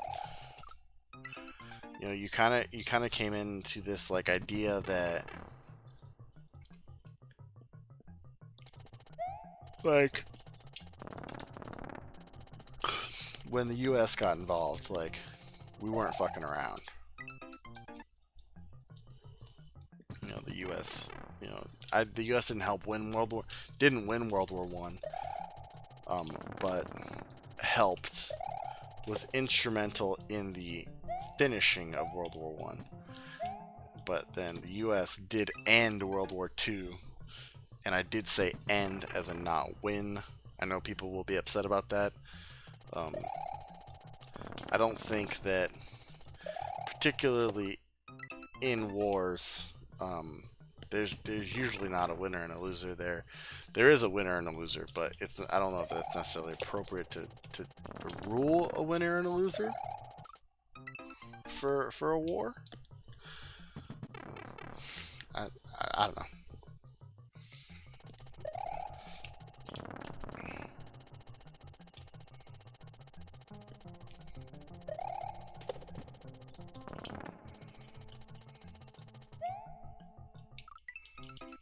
So I don't know. I don't know if you guys. I'm still going on this whole like rant professor thing. So I know you guys are a little quiet, but I don't know if I'm just like touching stuff that you don't want to comment on, or if I'm towing a line that you guys aren't comfortable with.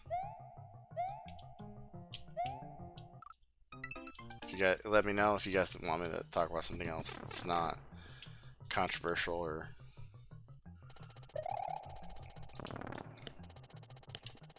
whatever.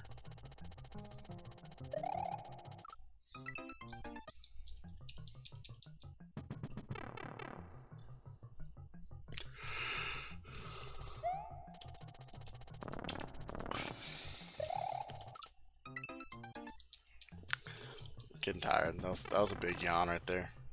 We're at the 3-hour mark. I'll give it another couple of minutes and we'll see what's going on with it.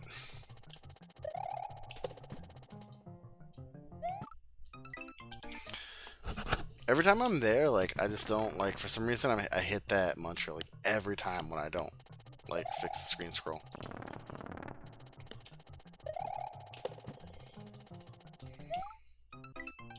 See, every fucking time. I don't know why. You're gonna get I think I get nervous, like, with the, I think my timing is just, like, messed up.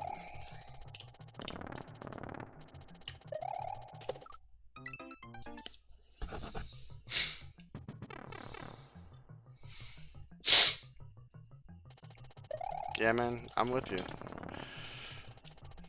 I think it's interesting. It blows my mind that, like, part of it is like the education system, right? Like,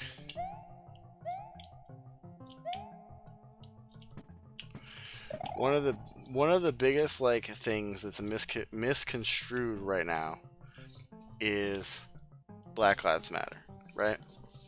So Black Lives Matter, the concept is that, like, black people have, the right to be people. They have everyone has certain unalienable rights, to live and, like, not be prejudiced against and things like that. And then there's Black Lives Matter, the organization, which has, values that are not just about Black lives, that people don't always agree with.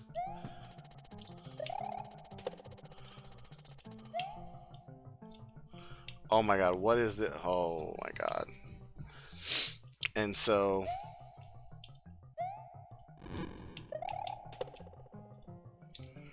is this a shell jump off this?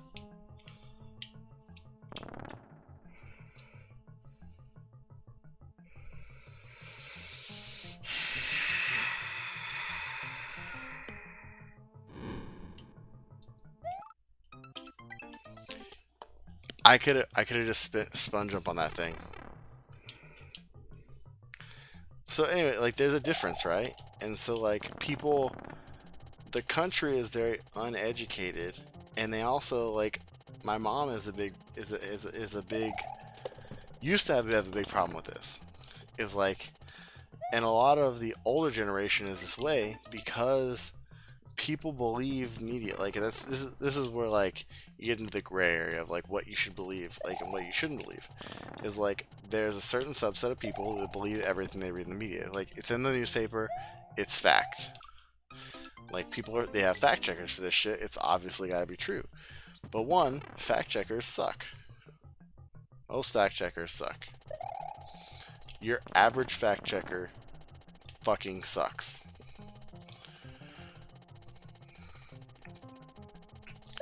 Two, fact checkers are lazy as fuck.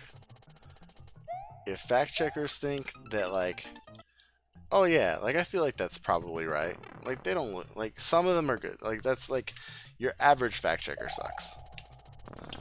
And they're lazy. But then, like, no, like, because of that, we're not educated enough in, like, in a good sense, right? So we're not educated in a sense, like, the United States is people, like, there are people that aren't educated in the fact that, like, Black Lives Matter the movement and Black Lives Matter the organization are two different things. And so, like, you get these people that are like, they go to the Black Lives Matter website, which is the organization, not the movement, and they're like, oh, well, Black Lives Matter also stands for this and this and this, and, like, I agree that, like, all this stuff should, like, do whatever this is, but, like, I don't agree with these other things that they stand for, and, like, so I can't stand behind this movement. And, like, that causes friction because, like, most of the time, most people aren't gonna say that. They aren't gonna say, this is why I don't agree with the organization, but, like, I stand with the movement. Most people will just lump them all into one and say, I don't agree with Black Lives Matter. And like that causes friction because then everyone else is like, oh, why? And it's like, oh, well, Black Lives Matter does X, Y, and Z, and they're not distinguishing that it's the organization that they disagree with, not the movement that they disagree with. And so, word of mouth spreads, and all of a sudden, like, you got the guy, like, there was a guy that got fired from the radio here in my town because he said Black Lives Matter was terrorist. It's like, okay, well, one, sure, that's your opinion. Two, that's probably not an opinion to share on the radio. Three, like, you aren't distinguishing that the movement is separate from the organization. Like, you don't have to agree with the organization to agree that, like, all people should be treated equally. And if you're going to disagree with the organization, you need to be educated enough to share and state your feelings appropriately. He probably wouldn't have been fired if he said, I think that all people should have equal rights. No one should be discriminated against. I don't agree with this organization. Like, I think he's perfectly fine. He still has a job.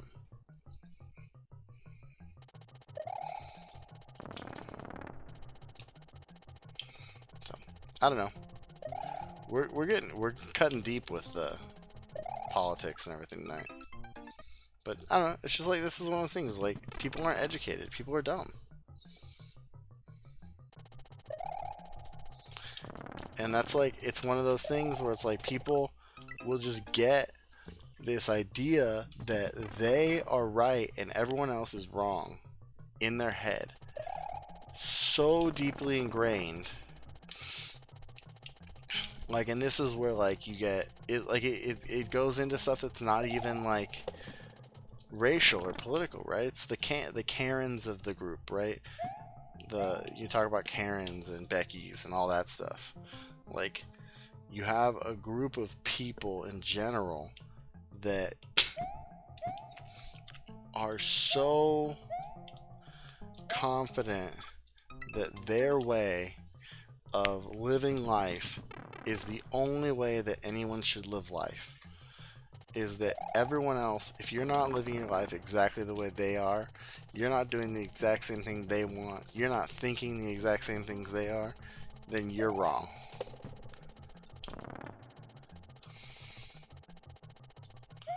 And like that mindset builds entitlement, which is what gets you to people that like the let me see your manager.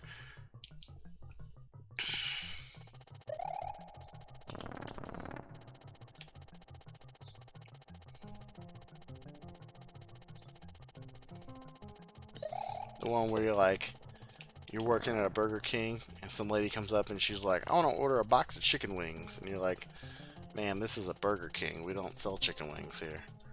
And you're like, you got chicken on the menu. You got chicken wings. It's like, we don't sell chicken wings here. And let me talk to your manager. It's like, what do you want the manager to do? We don't sell chicken wings here. And like that's part of that whole like, that's like building into that whole cancel culture, right? It's like we've built a society that like gives everyone what they want. I guess this isn't cancel culture, but we've also built a society that like if people complain enough, we give them what we want, because that's part of that like consumer culture of like the customer is always right.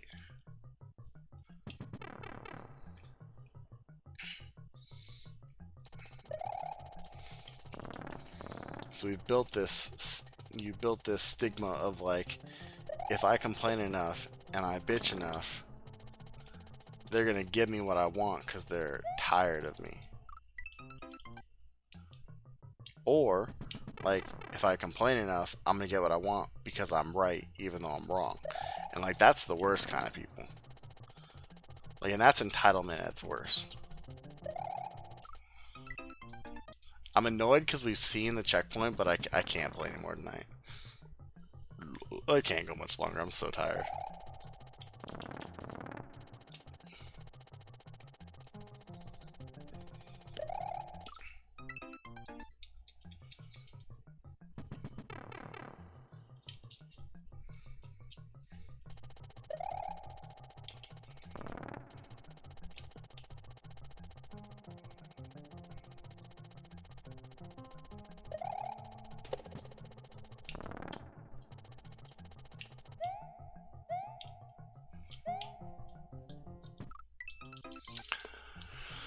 All right, one more good run.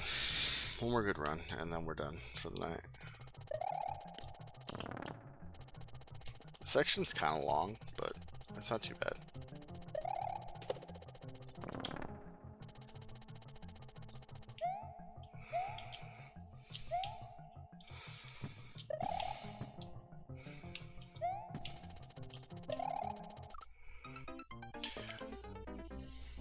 I'm done. I'm done. I'm tired of that. That jump sucks.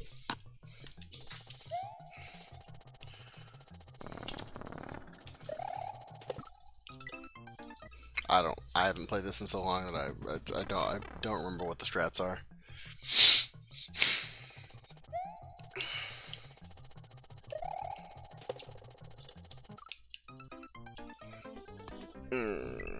I think I really need a screen scroll there. I don't like the idea of screen scrolling there, but let's do it. It's fine, whatever. Whatever it is. Whatever it needs to be.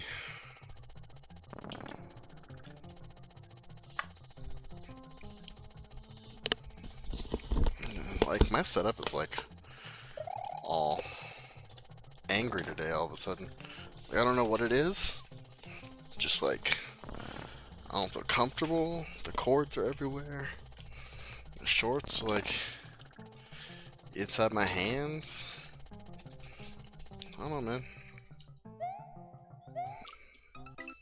Just gotta go. Gotta go. You can't dilly-dally right there. Boom, boom, boom, boom, boom. Can't dilly-dally right there either. Dead. No, not.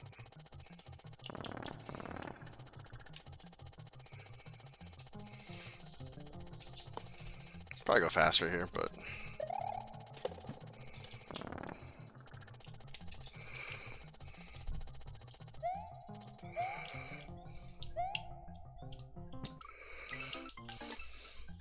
because the part right there that sucks is like you have to go out. You have to go all the way over, then come back. Hold on. I just like don't feel comfortable. Just stand up for a sec. Fix my shirt and everything.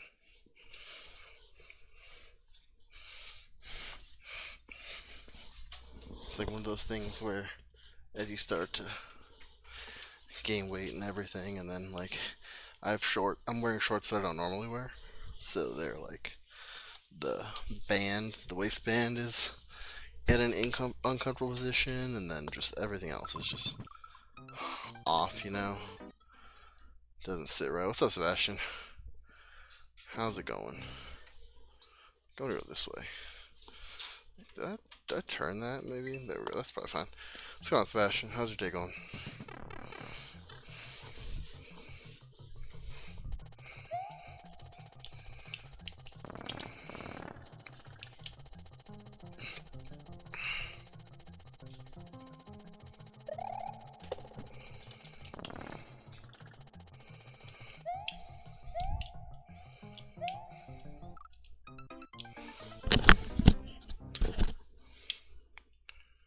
I'm wearing shorts? Yeah, I'm wearing shorts.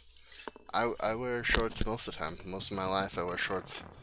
I almost never wear pants unless like we're going out or I'm going to work or something. Sometimes I'll wear sweats like during the winter, but shit. Even that is like I usually wear shorts around the house. I like being cold. Can you imagine this level was an ice level? No, it's not cold. At least not here. It's like 70 here. It's not that cold. And it's hot in this room. Yeah, I remember I still live in a room that has no AC.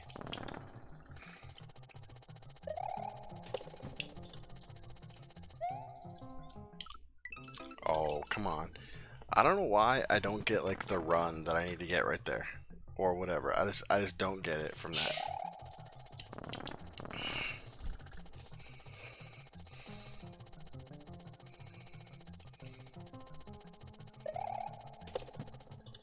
It's nice outside. It's just not super nice in this room. Fuck. Going through this every time is not ideal.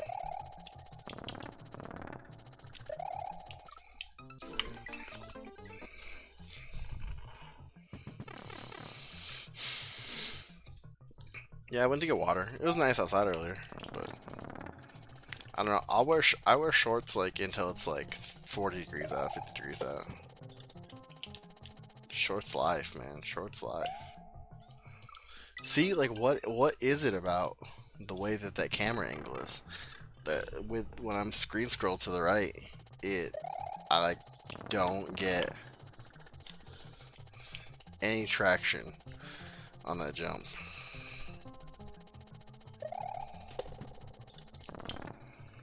But I go back this way. It's like it must be in my head or something. Probably in my head. We'll try it again without the screen scroll. I think it's just... You might go do the cleaning project? The land clearing? It's cool.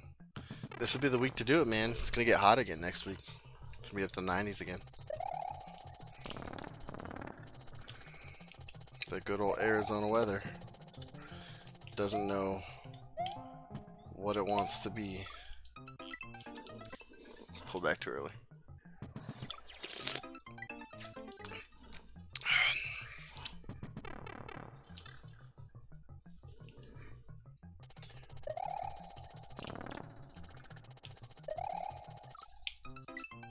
Ha, went like a second, like half a second too early.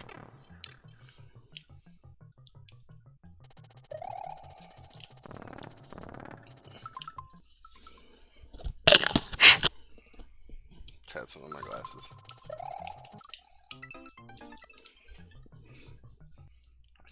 I can't see the whole chat where I'm at.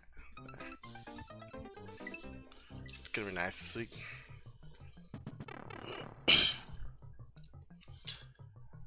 It like sprinkled yesterday for a little bit, and like I couldn't get outside fast enough to like take advantage of it, and so like I was really upset about it. Not like that upset, like I'm like dying over it, but like, you know, wanting some rain. I've been wanting rain for a long time, and it just hasn't rained. So.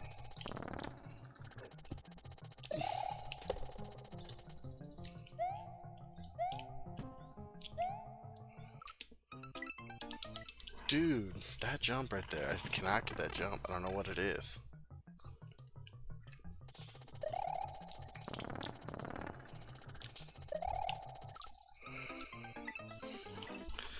That saw too. That saw fucking sucks. Let's be honest. Let's be honest, that saw sucks.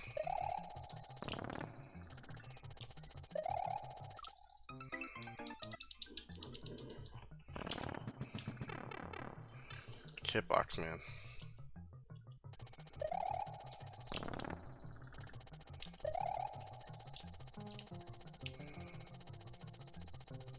It didn't rain here. It rained here, like sprinkled here yesterday afternoon, and that was it. We didn't get any rain this morning.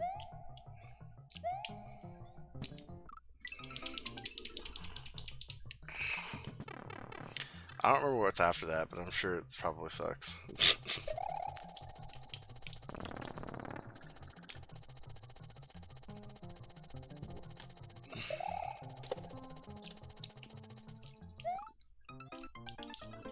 That hitbox.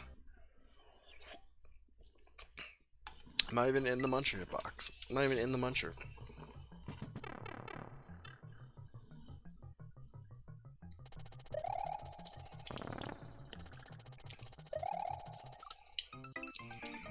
Too early. Too early. It's got two freaked out by it, man.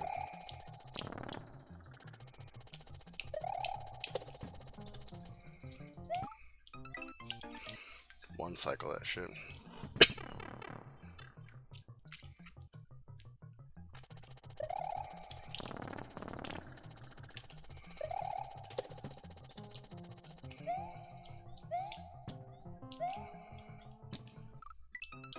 Almost. You talking to Aaron last night? That's cool. I finished that game last night. That scary game. So I'll probably play Mario most of the week. And then We might mix up a couple other things.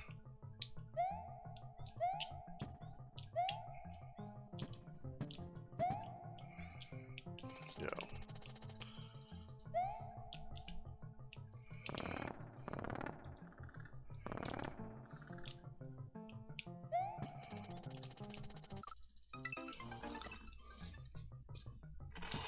Fall off the edge.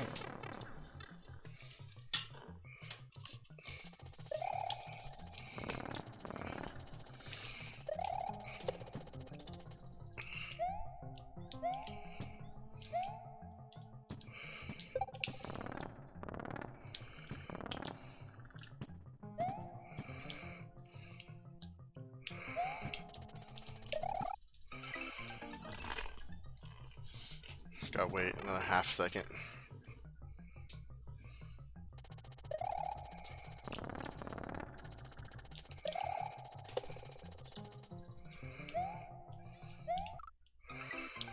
Yeah, I shouldn't turn back. I should turn back on the first jump, not the second one. Not after I landed. After I landed, it was too late. Yeah, that game was pretty fun. We got both endings. We got the good ending and the bad ending.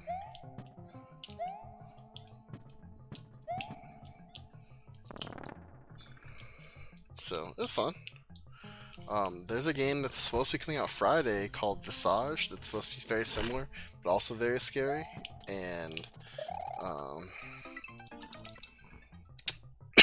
I have not I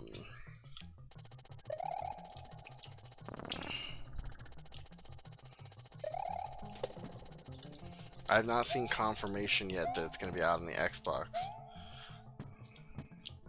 or the PlayStation. I've only seen confirmation that it's going to be out for PC on Friday, and I already have the beta version on PC, and it doesn't run well with my computer. So the problem is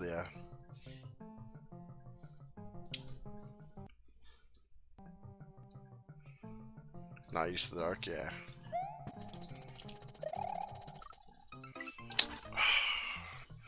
So I'm a little too. That time was maybe a little too late.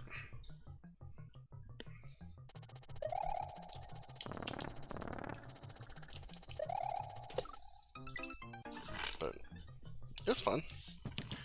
There's a couple of other games we can play if Visage doesn't come out.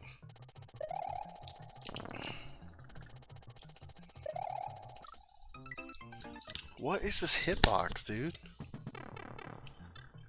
The hitbox for this, like, for this thing is so annoying.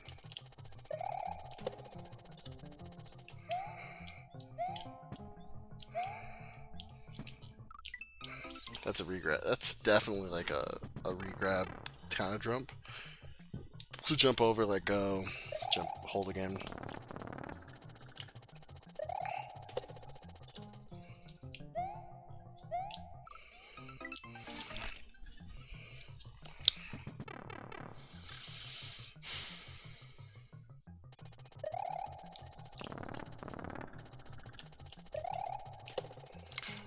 Kind of.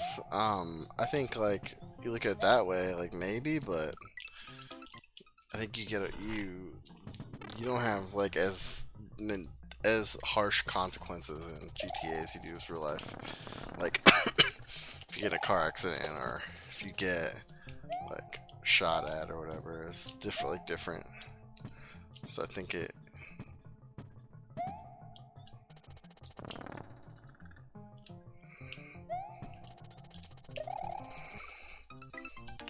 What even is that jump? The jump is so bad.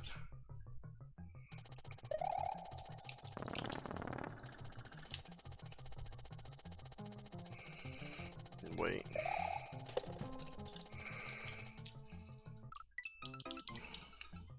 You're off the edge.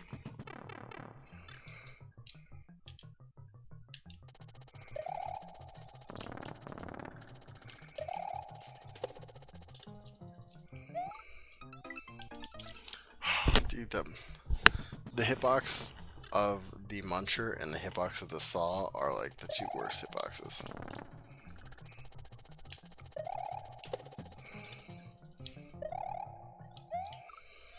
Yeah. The spin jump did me in.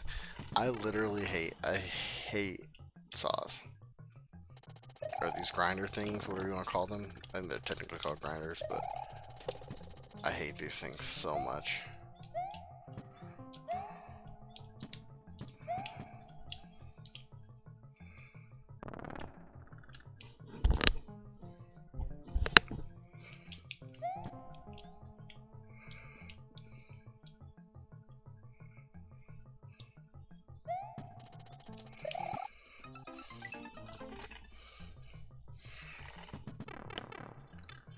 There's no way that's a regrab, the way that saw's moving.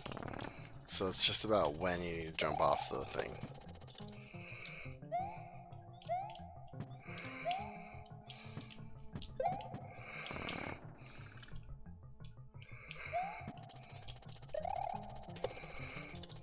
Yo.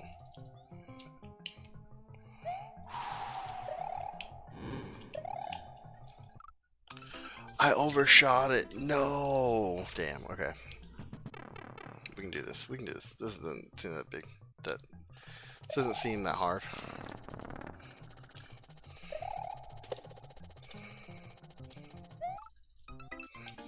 That the saw jump is gonna be the hardest part, I think.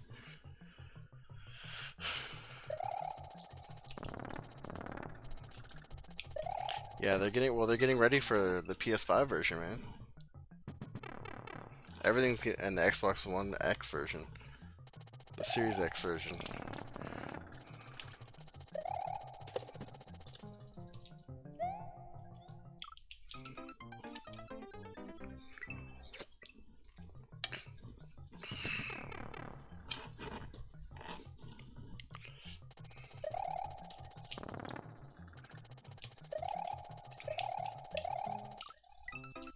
Yeah, I was like all off my timing there. It's like what, like it's less than 2 weeks from tomorrow, man.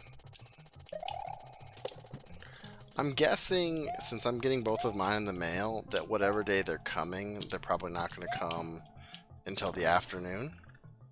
That's usually when the mail comes. But it'll be interesting to like keep track of it and be like, I'll check out the out for delivery and be like, where's that? Where's that?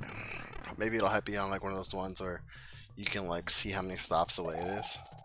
That'd be hot.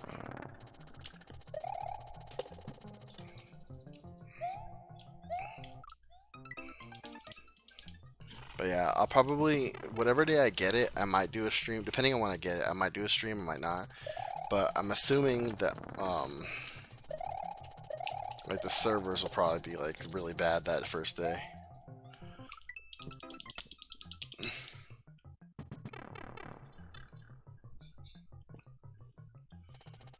Oh, when Xbox Live expires, I think like when they get rid of Xbox Live, I think they said that online gaming was going to be free. I don't know if that's true. But I remember hearing that somewhere.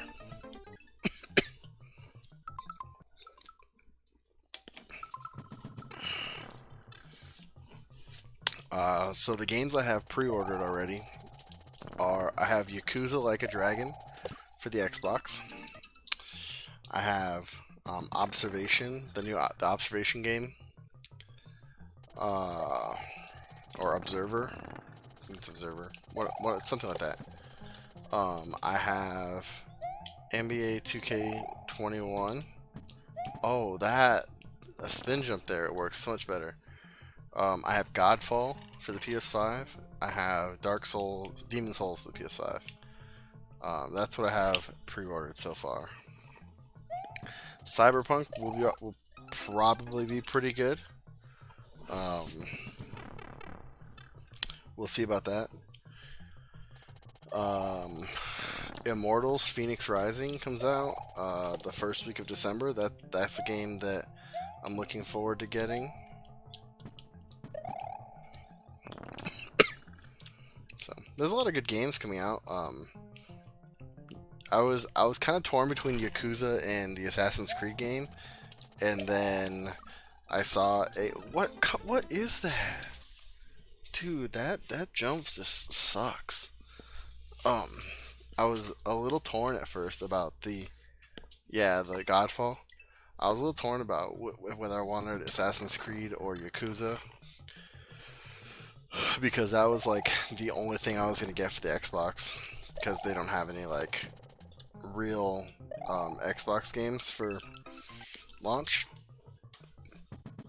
But then I watched like a bunch of Yakuza gameplay, because that game's actually out in Japan already, and it looks awesome. So pumped about it.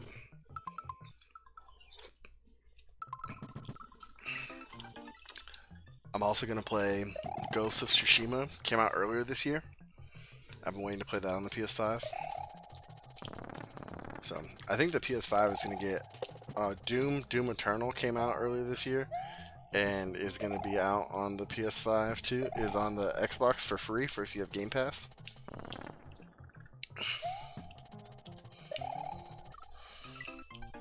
See, like I don't get that part. I guess maybe I gotta get like further to the left on the platform. But yeah, those Demon Soul. I think day one for the Xbox, I'll probably do Doom and Yakuza. Along with we'll see maybe some 2K. See just how 2K looks and plays, because that's coming out day one. So I think I want to just grab the corner of this. I don't know what you want from me there, man.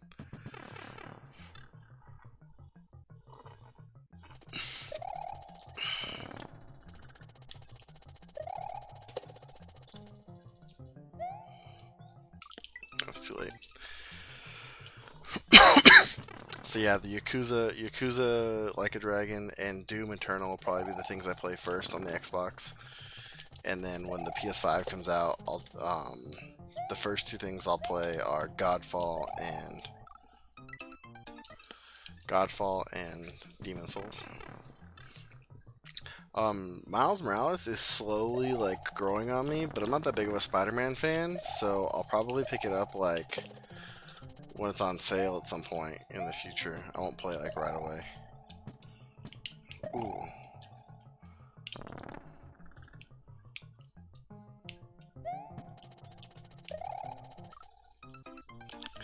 What do you want from me right there?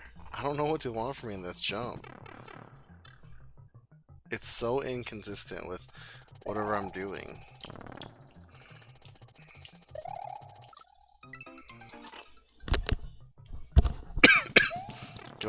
Get all tilted about it.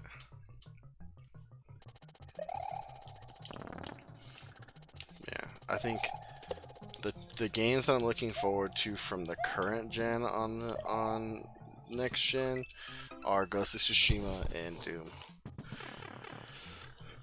And I'm sure like right now, currently, I plan on getting everything that's like cross console, like on the Xbox. Unless it's something that like I know I want to play with someone who has a PlayStation.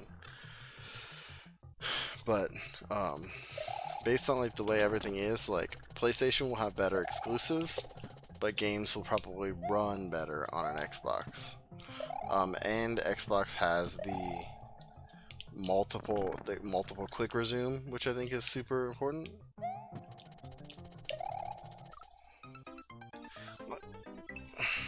I don't know what to do there.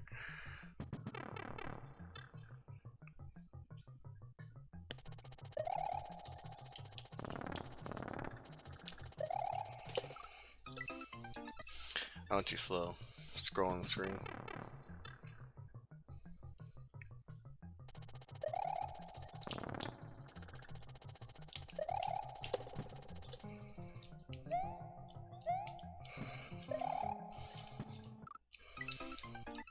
I think I can just go there. If I jump from the middle, I think the spin jump actually just does it.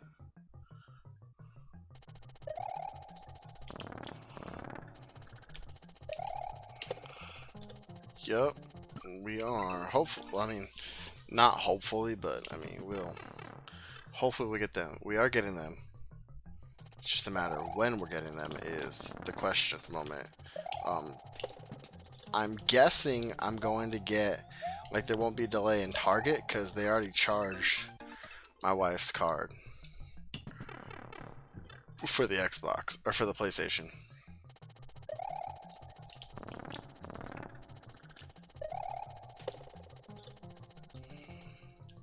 They haven't charged my card for the Xbox, but it's in pending status, which allegedly means that my pre-order is like safe. It's like not going to get canceled.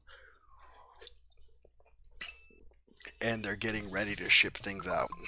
So, based on everything I've read on the internet and on Reddit, they should charge me on Friday, or Saturday, Saturday, the 31st. And I should get shipping information by Monday, the 2nd. That's what I've heard. Now, is that stopping me from looking at my pre-order page, my order confirmation, every like 6 hours to see if anything's changed? No.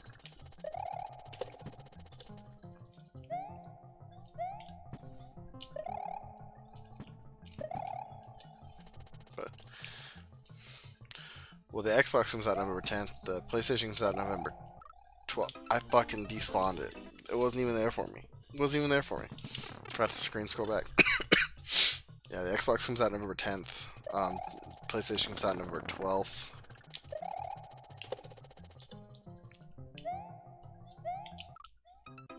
Ah, it's a tight jump.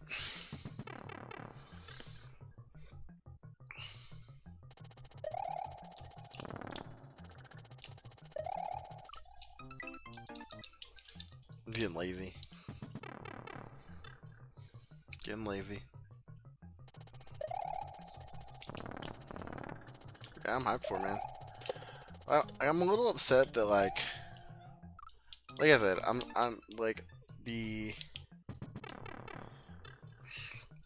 there's not gonna be anything in for Xbox that really completely takes advantage of it, like of the new system, which I think sucks. Right? Because like, and for the Xbox, I don't even think that'll happen for a couple years, right? Because Xbox is so built on like trying to make all of their games cross-platform. But the Medium comes out in December 3rd, I think. Oh my god, we did it.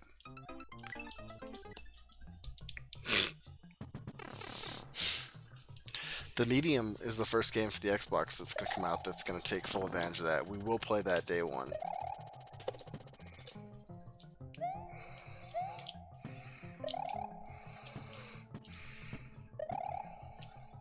Slightest hesitation there. Yeah, jumped too late. So I think I have to jump a little bit earlier on that.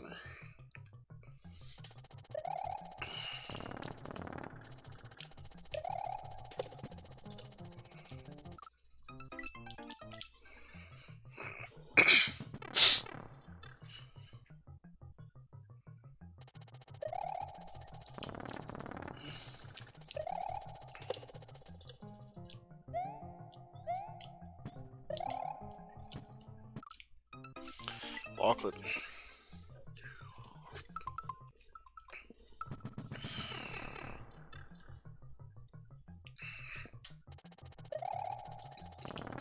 So, and so, anyway, what I was saying was day one, I expected to probably come sometime between like 2 and 5 that day. I'll be off, so I'll do a morning stream of something probably. And then,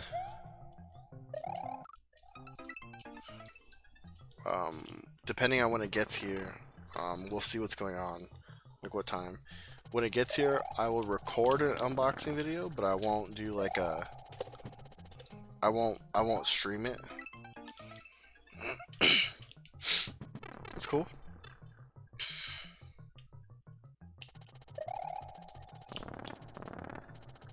yeah, when each of them get here, I'll do an unboxing video, but I won't stream it.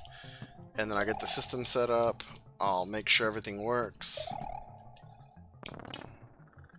with streaming wise. And then we'll play some games whenever that time comes. I'm sure, like, because I'm buying everything digitally, I'm gonna have to download games, which is gonna take a little bit. Also because I'm buying everything digitally, like, it's probably gonna take a little bit longer. The system's gonna have to be set up, controllers are gonna have to get charged, all that jazz.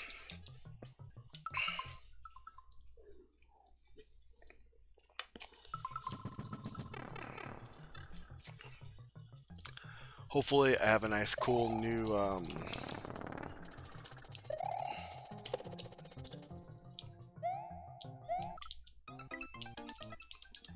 yeah, hopefully I'll have a nice, like, new desk by then. The current the TV that, like, I don't really use it that much to play games, but it used to be my gaming TV for this room. Actually died recently. The backlight broke, so it just wouldn't turn on, and so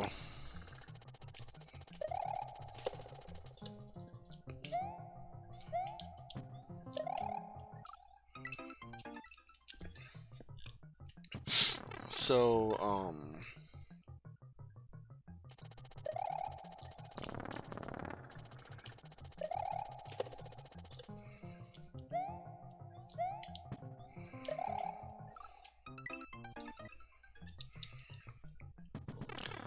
So I had to replace, like, I didn't replace it, but I had a spare TV that I put there instead.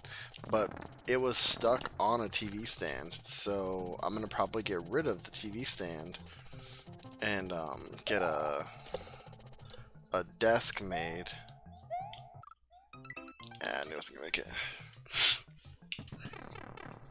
Hopefully the desk will be done by then, so we'll be able to have some nice pictures.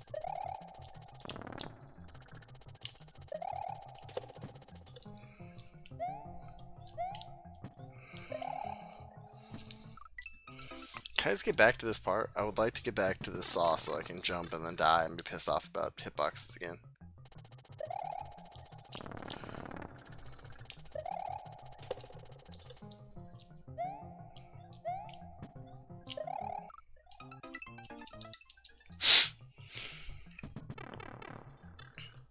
Korosu, this game isn't that hard, but for some reason I'm making it very hard.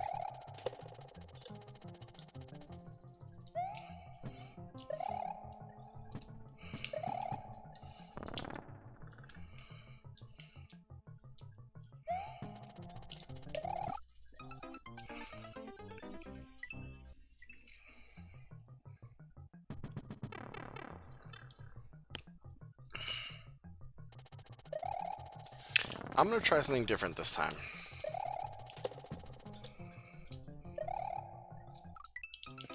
I think I'm gonna try something different this time. Yeah, man, my birthday's coming up. Almost birthday month. Hey, if you don't already, like, you should sign up for, like, a bunch of, like, restaurants and stuff have birthday things where you sign up, you tell them your birthday is, they send you a bunch of cool stuff. So you should do, man. For real. I love it. Like, it's like November 1st through, like, November 5th. I get so many cool emails about, like, free stuff. Pro tip. Sign up for birthday stuff at Sephora and then get it shipped to you. And then you have free sample stuff to give your wife or your girlfriend. Pro tip.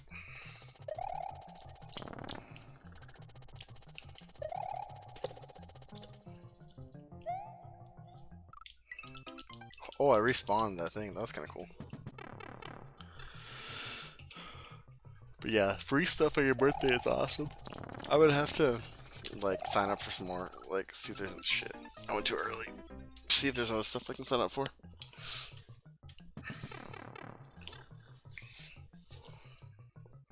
I just want to beat this level, man. I know, like, I've been to the end of this level, and I know that there's a shell jump there. And I think the shell jump's what got me last time. And, like, I'm just ready for it. I'm ready for the shell jump. I'm ready to do it. Ready to win it. Ready to win it.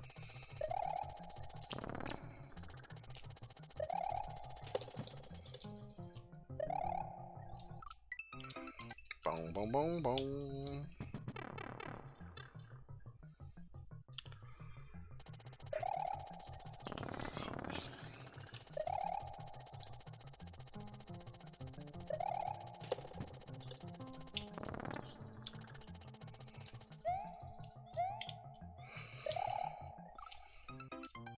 Oh, come on. I disagree.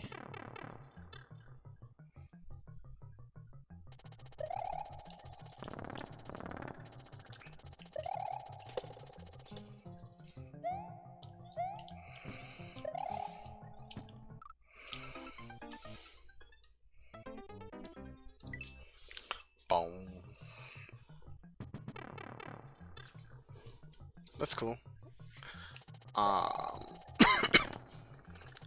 I am going to I'm gonna do a morning stream, and then I'm gonna help cook, and then gonna have food, and then go to sleep probably.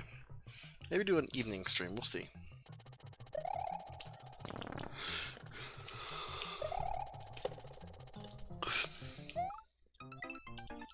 We'll do a fun birthday stream.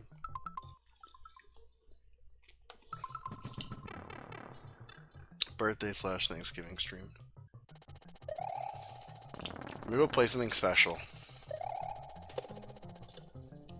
There's a game that I've been wanting to play for a while, but I've never had it's never felt right to just like stream it. And it's new Super Lucky's Tale.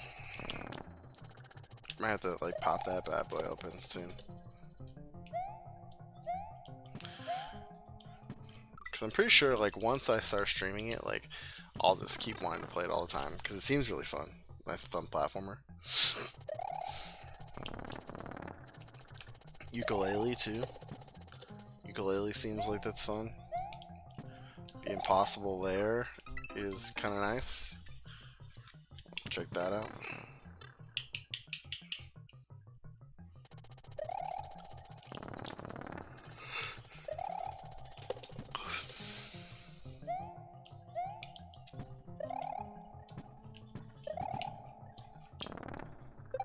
Alright, we're gonna try this.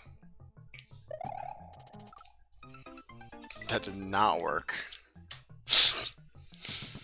So I wanted to see if I could just run off there, but I can't. I have to actually position myself, so I can't get P-speed there, which is annoying.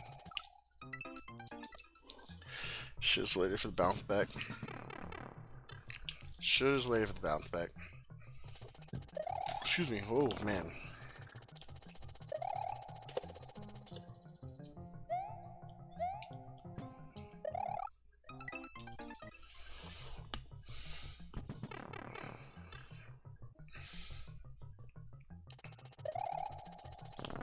Do do do do do do do do do do.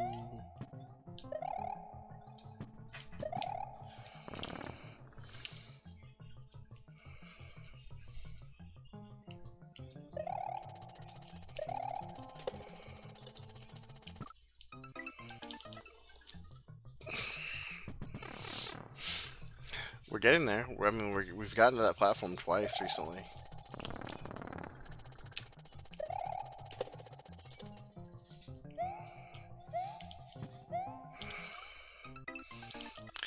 You weren't gonna get me Disco Show.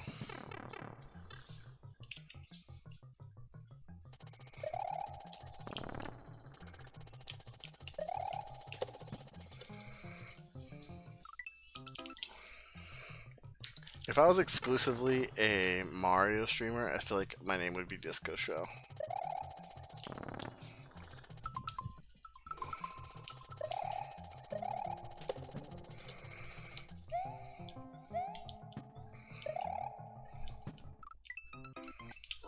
That jump's hard.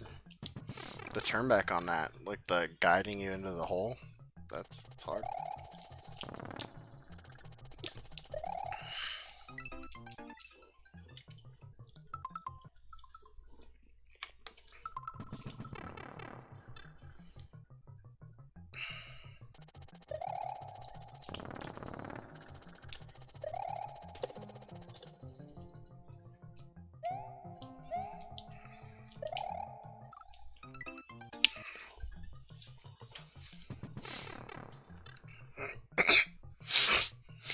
Yeah, they're doing Halloween differently. I'm supposed to go over and help them set up on Friday for whatever they're doing. What the hell, man? I gotta make sure I have the stuff they want me to use. Meow, meow, meow, meow, meow, meow, meow, meow, meow. I don't have a costume for this either.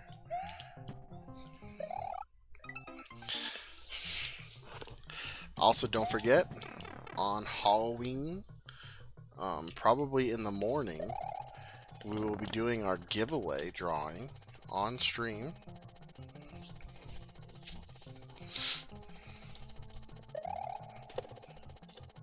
If you're not a subscriber and you're entered into the giveaway, remember you get an additional 5 entries if you subscribe on Twitch. I'll be doing all the entries on the 31st, the morning of the 31st. I think it's up to like 50 bucks now. It's a $50 gift card to the store eShop of your choice. Steam, PlayStation, Xbox, Nintendo.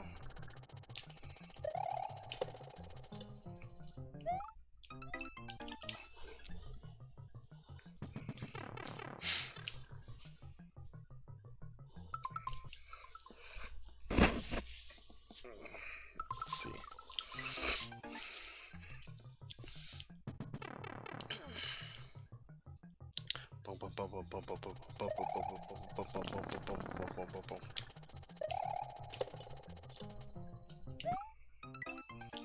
Like, what? Like, I don't know what's going on. All of a sudden, I'm just like, I can't get this first jump down. I can't get this, like, I can't get into this hole.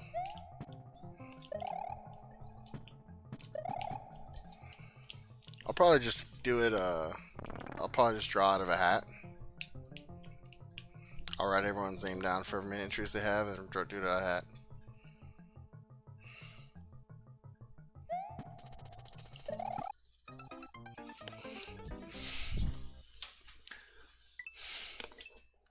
You suck, Mario. You really do.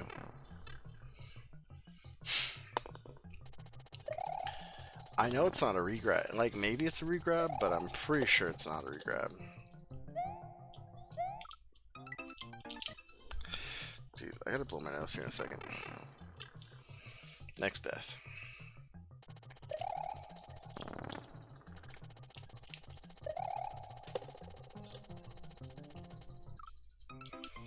Alright. Go on mute for a sec.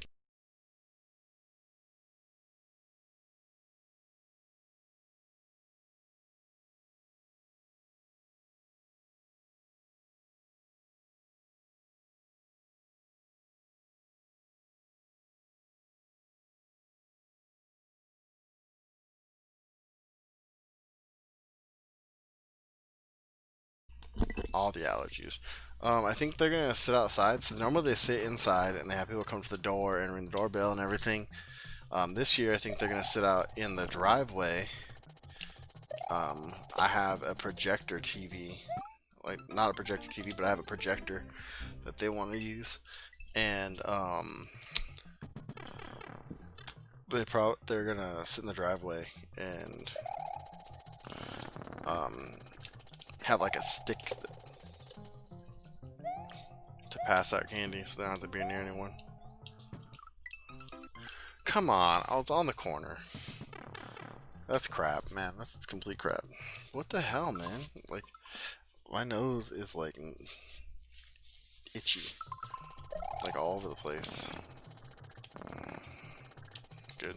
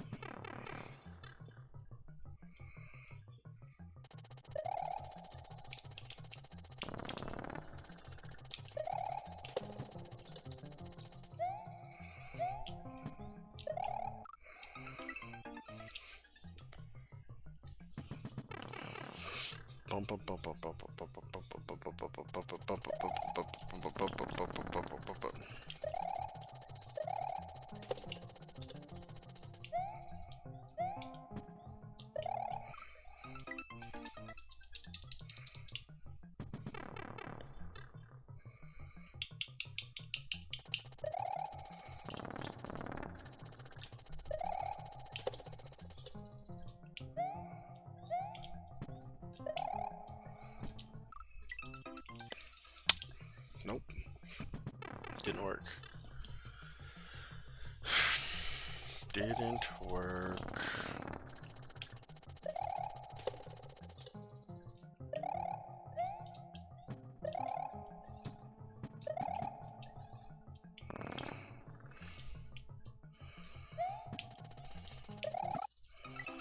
Yeah, that was... I knew I went way too early as soon as I went. I guess I could probably save that if I know I'm going too early, right? Go back the other way and just respawn it.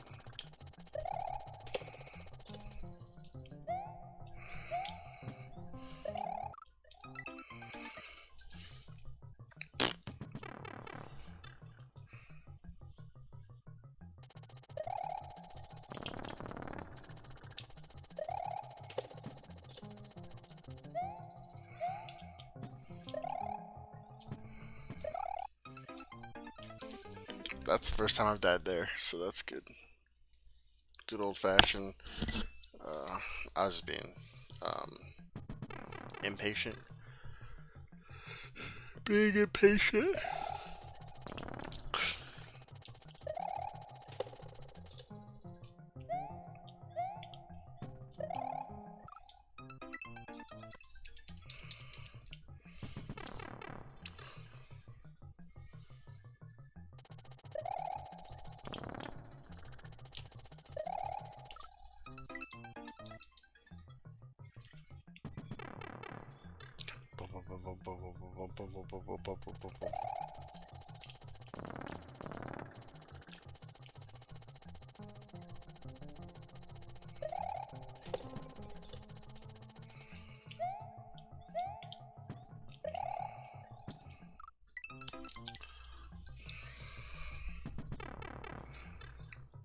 I'm a little annoyed at this.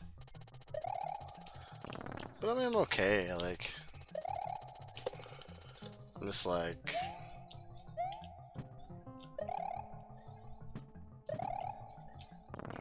Obviously, I can do it. I've done it.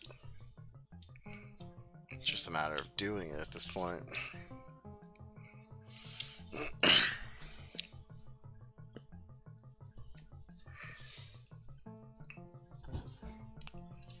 Hold on.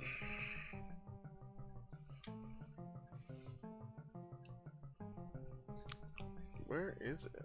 Is that it? Oh, that is not it. Nope, that made that go away. Okay. Come in, come back. Come back.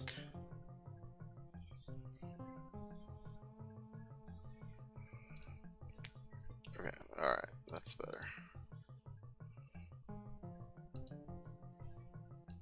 Whoa, unlock. There we go. That's better. Okay, I don't know what the hell it did. Sure.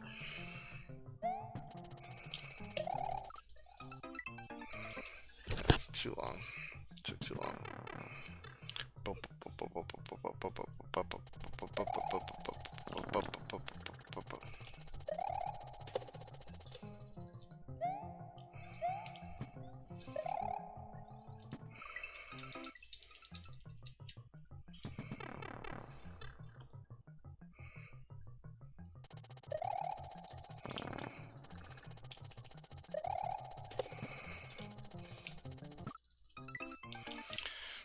I don't understand that jump. Like, I guess I understand the jump, but I don't understand how I'm so bad at the jump. That's what I meant to say. It's like sometimes I feel like I'm doing really well on the jump, and sometimes I'm like, no, I'm not. I messed that up completely. What are you doing with your life? You know?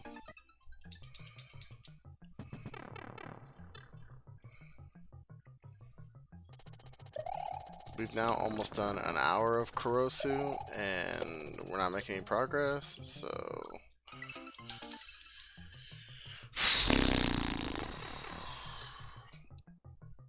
Might take a break. Play something else.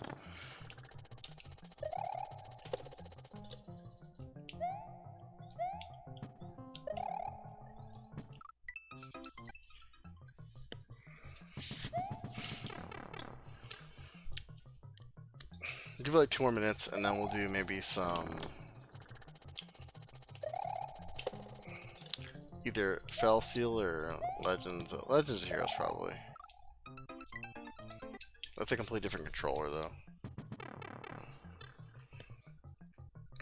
Both of them are completely different controllers.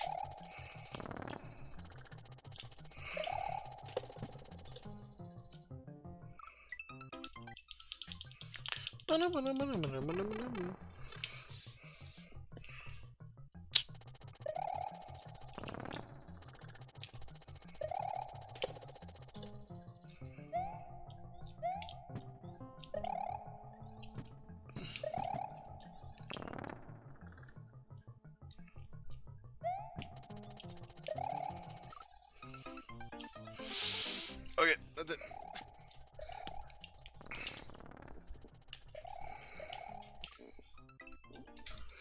Good jump.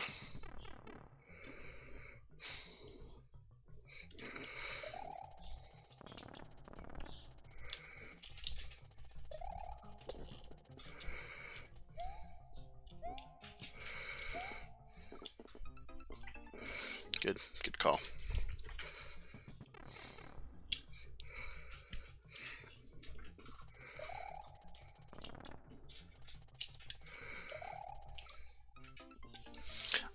I'm literally, I went through the top of the fucking grinder. I'm so annoyed at grinders. I'm only been playing. I played like 3 lives. I don't even know if I've played 3 lives yet. I'm so annoyed with grinders already.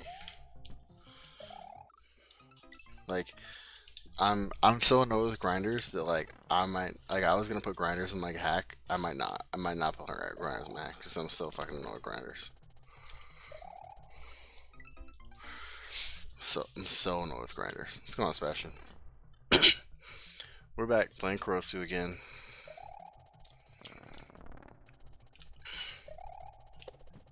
Type 2 gave me some tips on the part that I was stuck on, but I can't even get back there because grinders fucking suck. I'm so grumpy about grinders.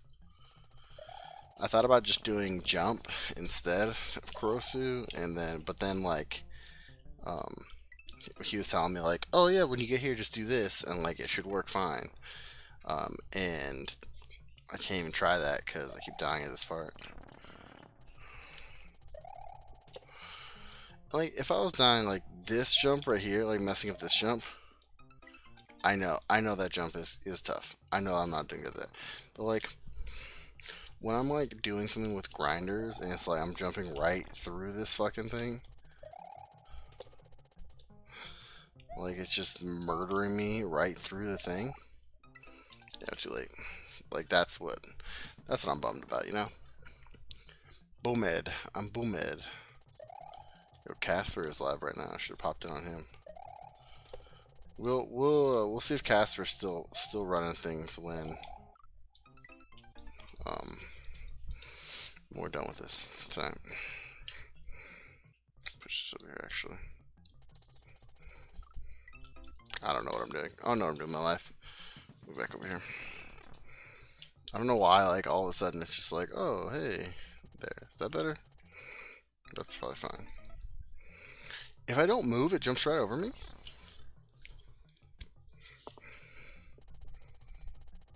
It does. How bizarre.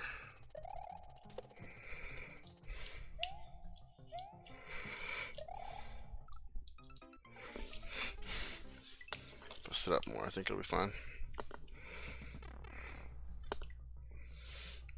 I don't know why my forehead's like that. Like, my forehead's just like glossy all of a sudden, like all the time. I think it's like a patch of dry skin that the light just doesn't like.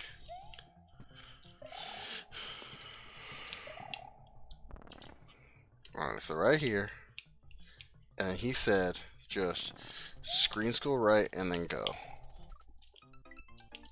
That does work a lot better. Okay, so that's what you gotta do. Screen scroll right, then just go.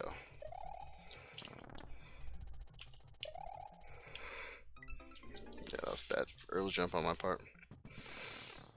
Okay, so we can do it. We can do this level.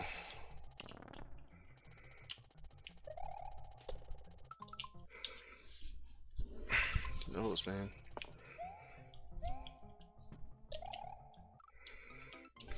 Too much. My hands are like all like weird, man. I'm gonna take a shower and wash my hair again tonight. I washed my hair yesterday, but I think the stuff like didn't work well.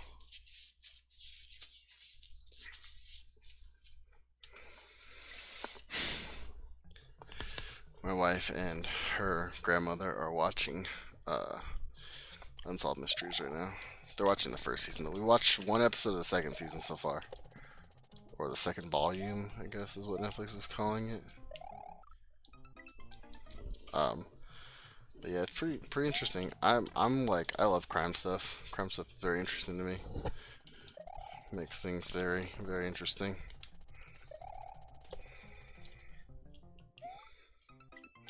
Like the one we watched on earlier, the second season one.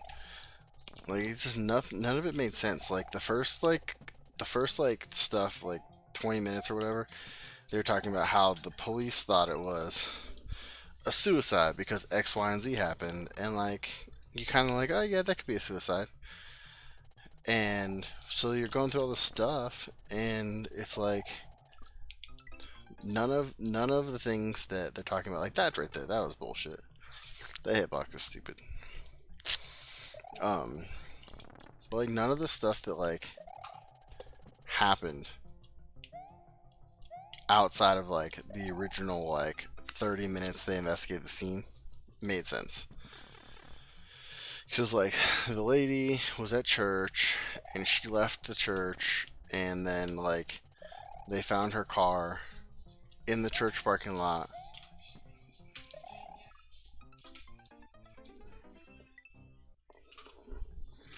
And it was there were tracks leading from her car down to like the river, and it looked like she sat down on the riverbank and then just like pushed herself into the ocean or into the river or whatever.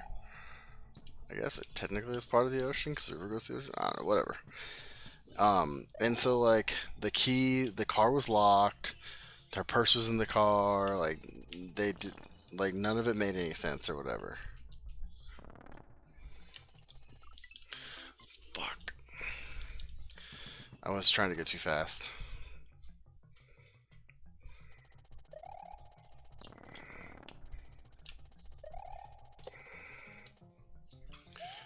Like none of it made like too much sense, you know. But like it didn't make like a lot of not sense. Damn, that might be regrab right there if I screen scroll. This whole level's like been doing a lot of screen scrolling stuff.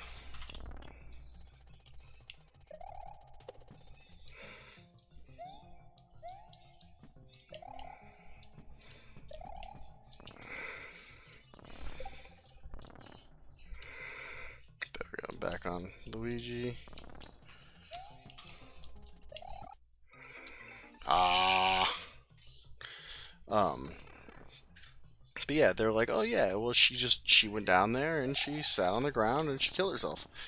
It's like, one, jumping into a river, a freezing river, by the way, my bad. It was like January in Michigan, so like not realistic at all. Like it doesn't make any sense. Uh, we're talking about unsolved mysteries.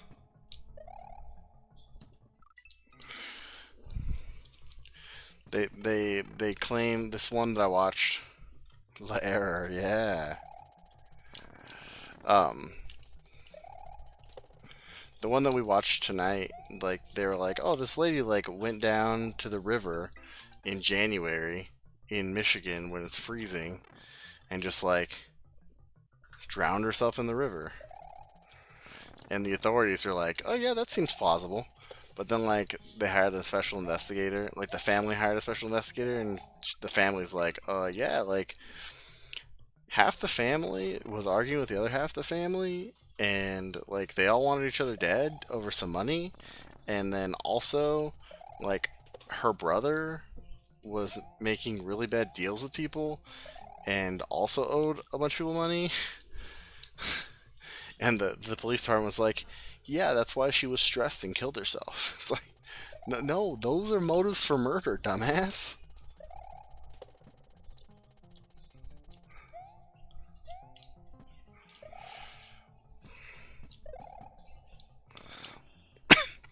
I'm sorry if you're like people talk about like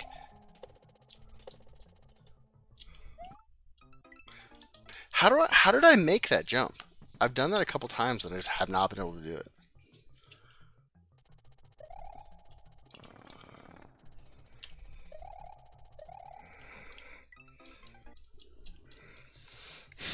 I, yeah, I finally got it. I just need to figure out how to get the. I got to do the timing a little bit better, but we've got it.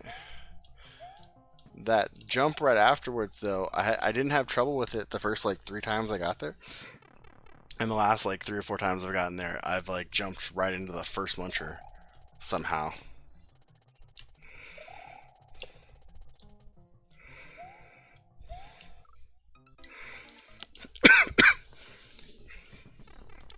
So earlier I couldn't get that jump, and then this jump, like this jump right here, like the tight ass jump right here, I kept dying on that for a bit, and that just really frustrated me.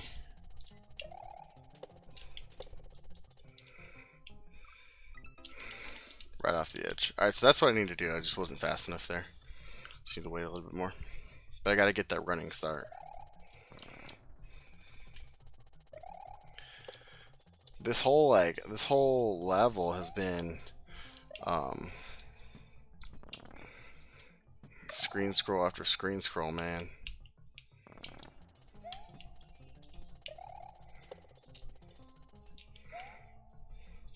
I think I want to be here.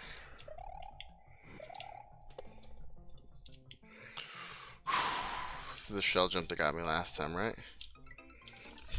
Fucking threw it up. Who the fuck throws it up? Who throws a shell jump up? An asshole, that's who. It's not even a hard shell jump. Dude, that shell jump's gonna kill me like 9 times.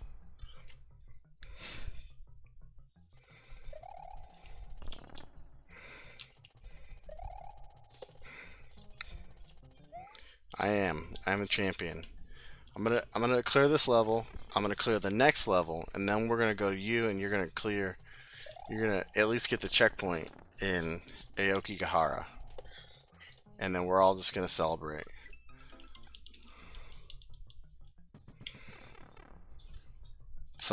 I got a bottle of root beer float flavored vodka. It's gonna be very exciting. No, you need to not go outside when I'm doing this.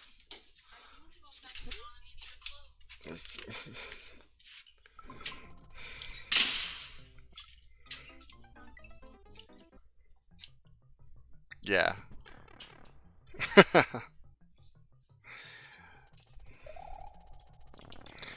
You had it a couple times. I think like if you there was one part where I saw it and I was like, oh, if he just makes like One turn back. He's fine.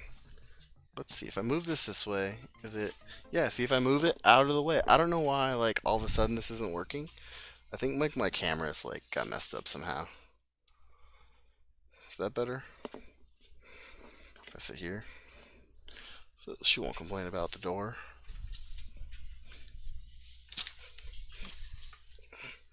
No one ever goes outside. I'm streaming. There.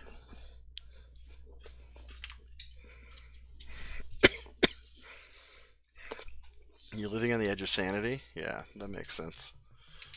Oh, it's messed up a little bit. On this side? This side. There, I moved it for you.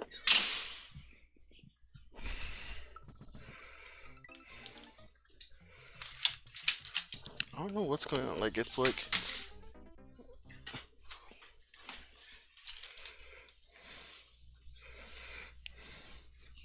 My green screen's all messed up now. Hold on. My chair's all jacked. I'm like tripping over the cord for the controller. Hold up. Fix my shit.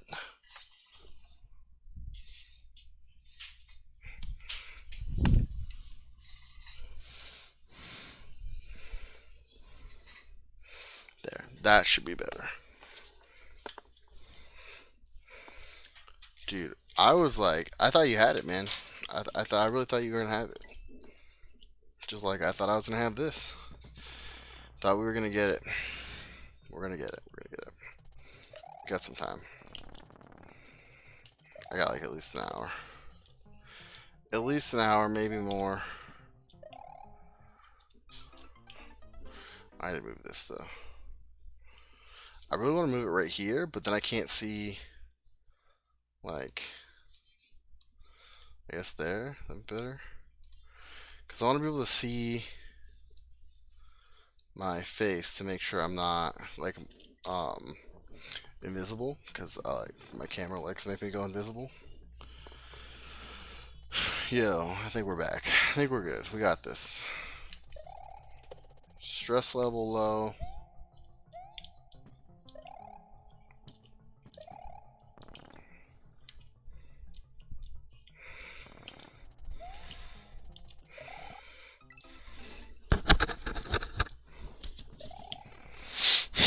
Stress level low, man. Allergies high. Allergies high right now, though.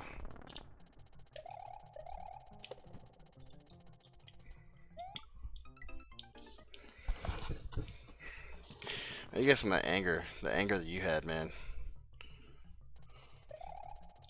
Start throwing shit.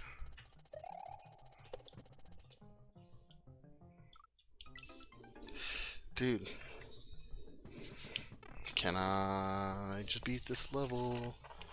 Does Korosu have a sky tree? Can you tell me that? Like, does Korosu have a sky tree? Because Korosu has a sky tree. We might as well just fucking quit now.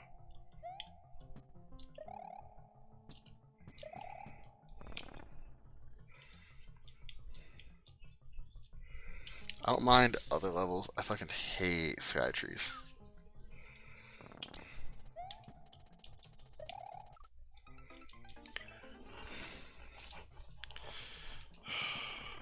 Nah, you're good. Don't worry about it, man. Green Demon. Whenever you can join, man. It's not a big deal. We're just chilling here, having some fun. Making fun of me for being on this level for like 9 hours.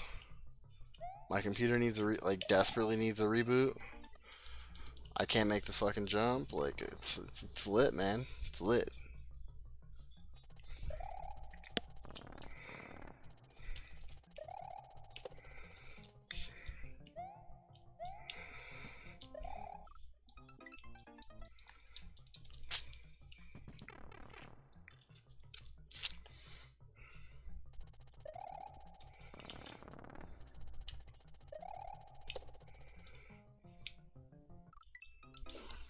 Yo.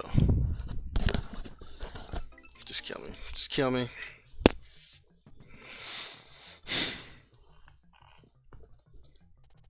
Yo.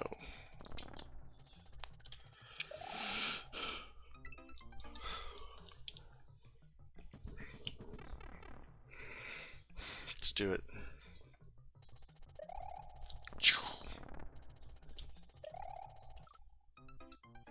What is this hitbox? Like, I'm so fucking triggered by this hitbox.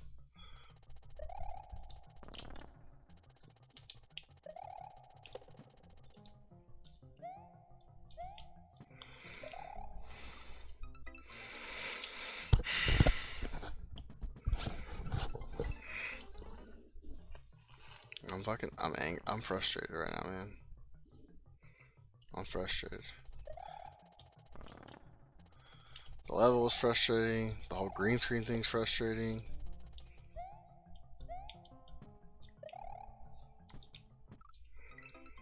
Fucking wall clips are ass.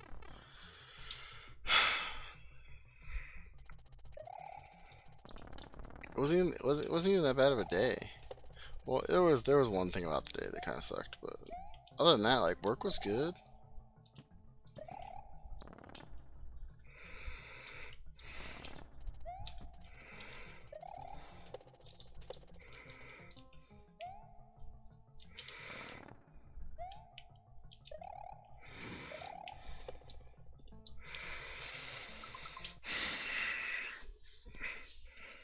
Alright, so we want to throw it on the way up, right?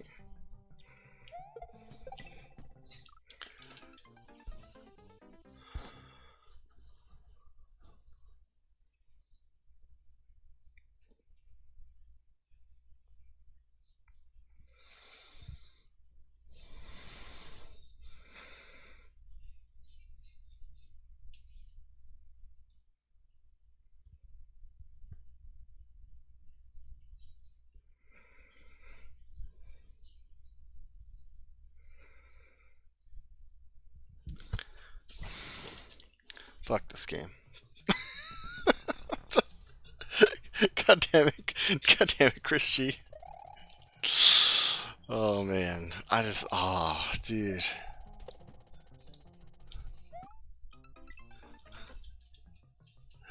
It's backbreaking. It's backbreaking.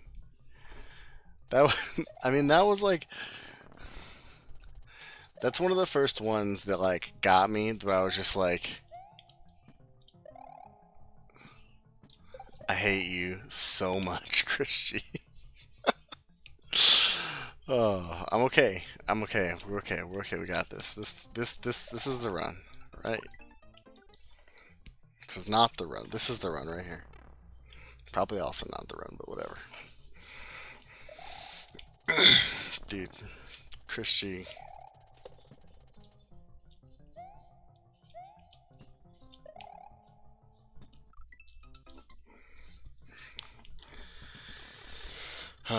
I've been watching a lot of I've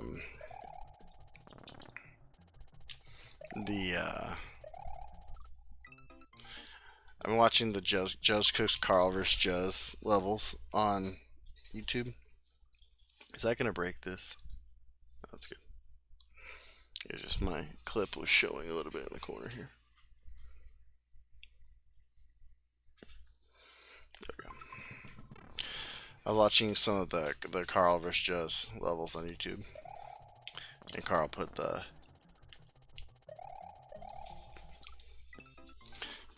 Juz put a clip episode together of all the people playing his troll level, and I think it's awesome. That's awesome. Like, the clip levels are awesome. The Grand Poo World 2 highlights, all that jazz. All that stuff's great. It's still showing. Why are you...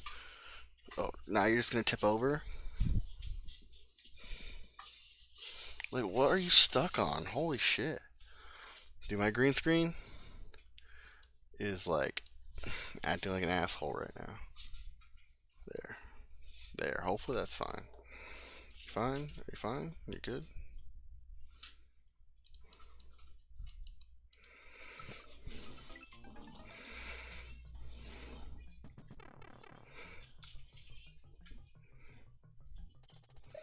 He streamed earlier and it was interesting. It didn't go as he wanted to, but it was fun nonetheless.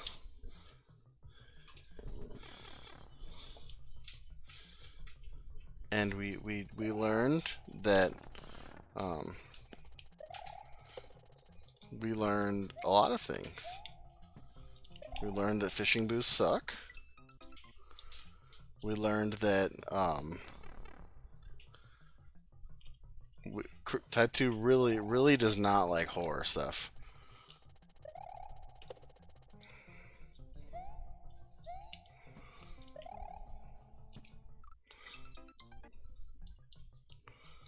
I mean, we had they told me to make a pizza. That was fun. There's some other stuff that was going on. It was interesting. It's a good stream. I liked it. It kept me my brain occupied while I was doing work.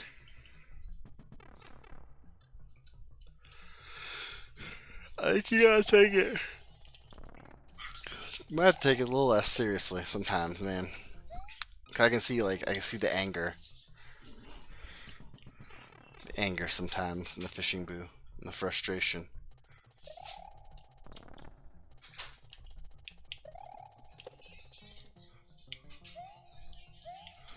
All it takes is like one good run where everything comes together. And like you don't even have to be that good at it. Like there's levels in like Quickie 1 or Quickie 2 and Akagari where like Akagari for sure. Where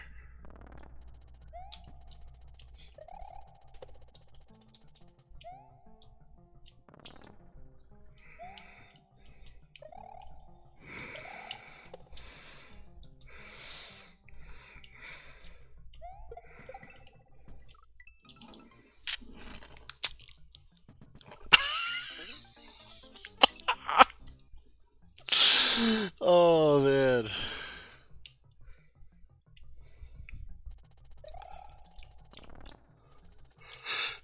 Pretty sure I've been in this over for like 2 hours, 3 hours. But see, like I think the other thing I forgot about the block. I was just like, hold right. But also I threw the shell like too late. The thing that like I think you had like, and you said this before. Like you mentioned this. You're like, oh, and it's only going to get harder. Well, some things are going to be a little bit harder, but Grand Poo World 1, the difficulty has like weird spikes in it, and you've mentioned it before. That's why, like, but I'll just remind you, like, so there's going to be levels that like you kick ass on, and there's probably going to be another level or two like this. Oh my god.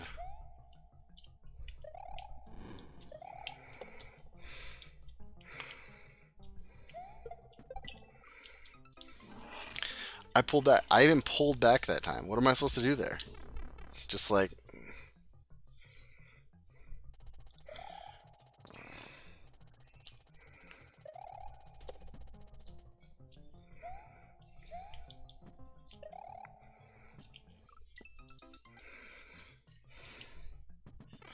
So yeah, but there'll be levels that like... I'm sure there'll be levels that you are really easy at.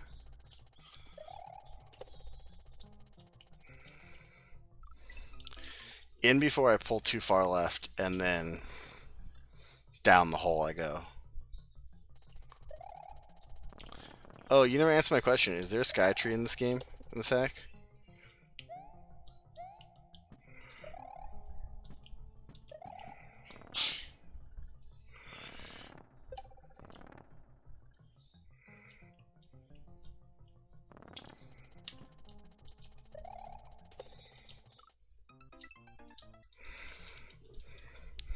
I'm gonna go ahead and assume that that's a yes. You're just hiding over. It's like the next level.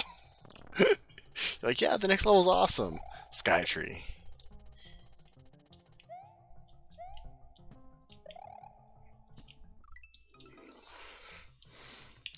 Sometimes that jump is really inconsistent.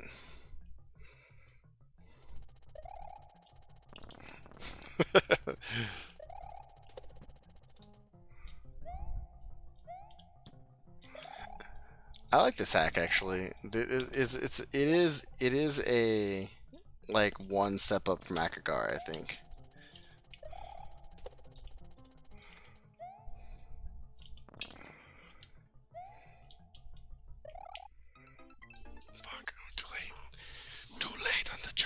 Yeah, live split, for some reason just won't open. Like it says it's open, but I can't find it anywhere. And then like when I go to maximize it, it just like freezes and then closes. So I'm just gonna adjust it afterwards. Does it have saws? Because if it has grinders, like I'm out. The grinder hitbox, that was the other thing that was like really frustrating me earlier, was grinder hitbox. This jump particularly, I was like on top of the saw and I went right through the middle of it. Like 3 times, 4 times, 6 times, a lot of times.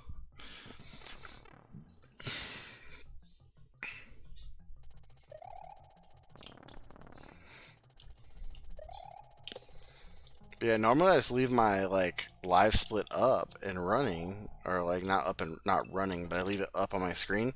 And I went to start it right now at the beginning of the stream, and I couldn't find it. And so I went to the like the bar on the bottom, whatever you call it, the taskbar, and I tried to open, like it showed it was open. It showed on the stream, but like when I went to click on it, it would like it just wouldn't show up anywhere on the screen.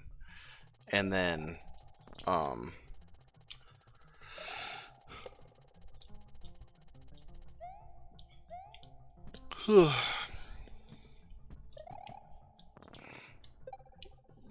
and then after that, I like tried opening it like 3 or 4 times, and it just like wouldn't open.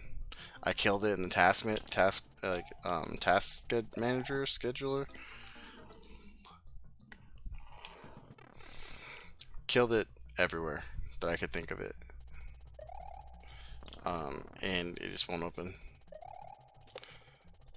I hope I enjoy level 3 because level 2 is kicking my butt.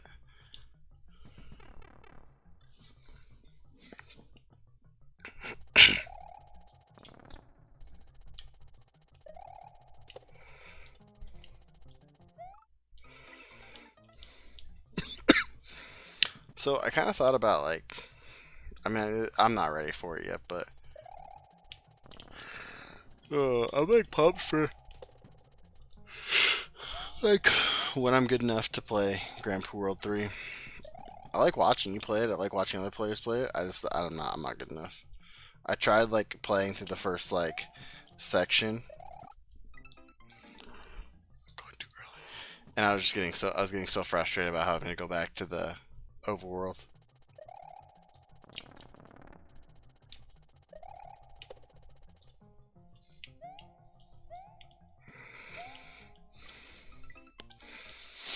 Need to spin jump there. My computer keeps telling me I need to restart to take updates though, so I'll probably restart my computer tonight. Oh, we've done it. We hit the 30-minute mark and my body's like, nope. No more Mario. Good luck. Goodbye.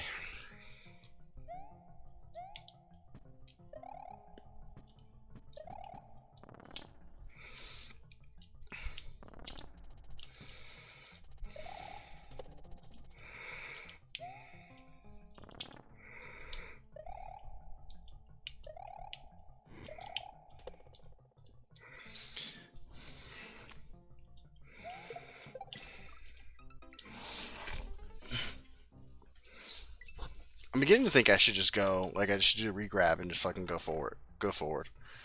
Cause I pulled back. I'm just not. I don't know what I'm doing wrong.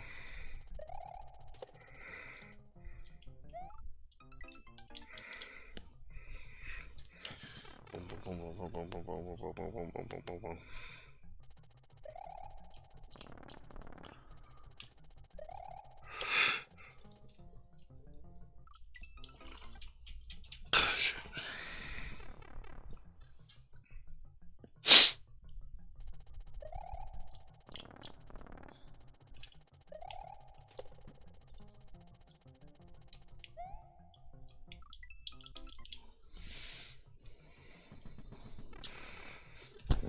We're in the depths, man.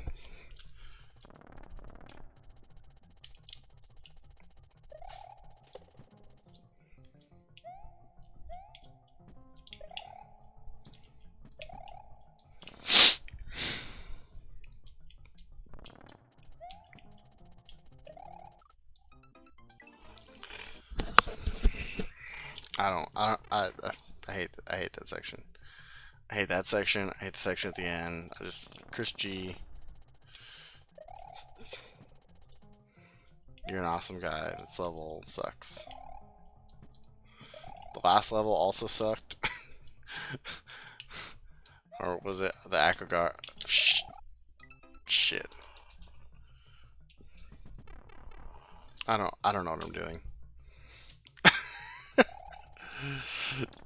I'm kind of tired. Like I'm not tired, but like my body is just like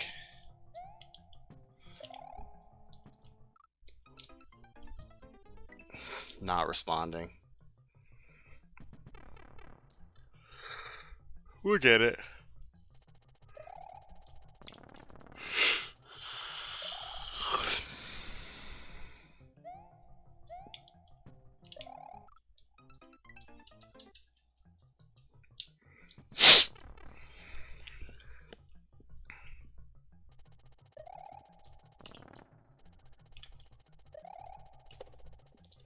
We've got it.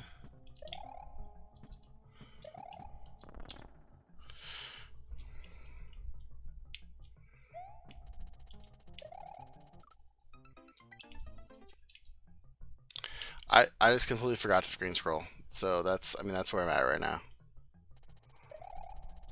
That's that like I'm sure we can beat this just fine, but like I'm just making dumb mistakes.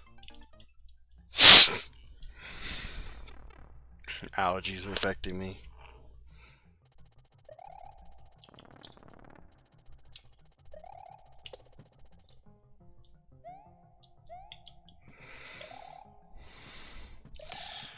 Don't get me wrong, I'm not blaming my allergies. I just have allergies. I'm just playing like shit. Playing like a bag of shit. On fire. In the middle of the street.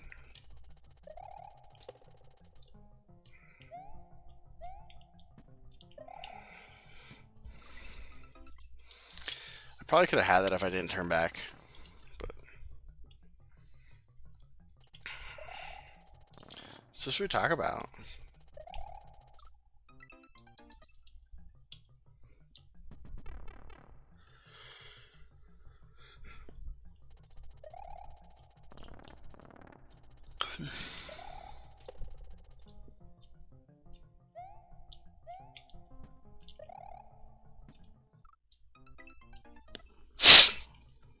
Talk about sports. Sports is good, right?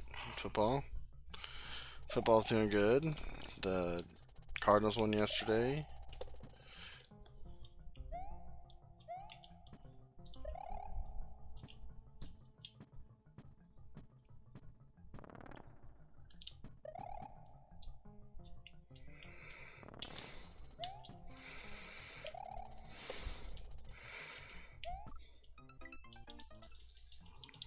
Dumb mistakes, they're gonna do us. I've beaten all those things and I don't know how.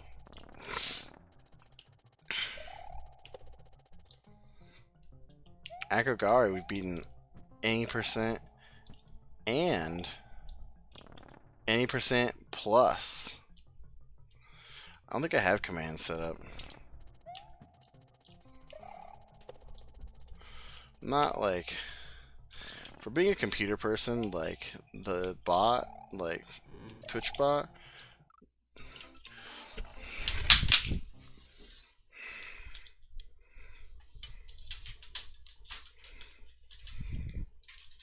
Just jumped right over it. It's the thing that happened. Jumped right over it. Got back there. We were ready. We were ready to beat the level. We were ready to do it. The descent into madness has begun. No, we're not there yet, but that was frustrating. Nah, it's good. It's all good.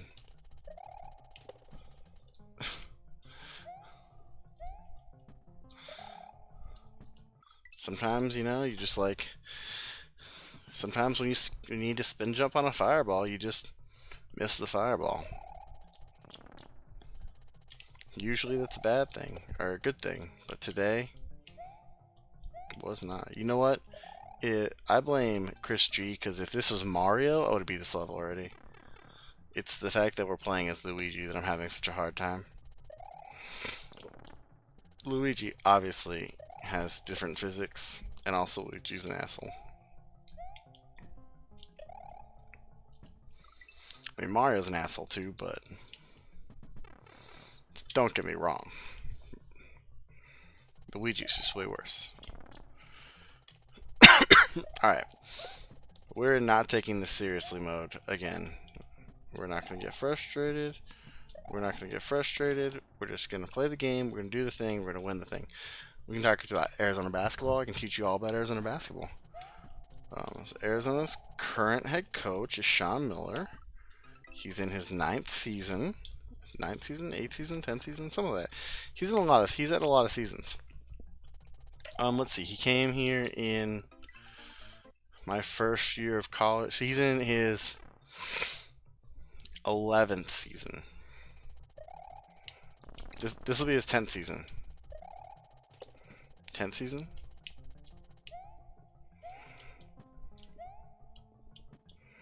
His first season was my first year of college, which was 2009, 2010. So this will be his 11th season. He has a winning record. He brings in a lot of high quality recruits, but he's also been like criticized recently because, well, not criticized, but like fucking limp dicked it. I went with a re-grab because I was scared I was gonna jump over it. That's alright. It's alright, we got this.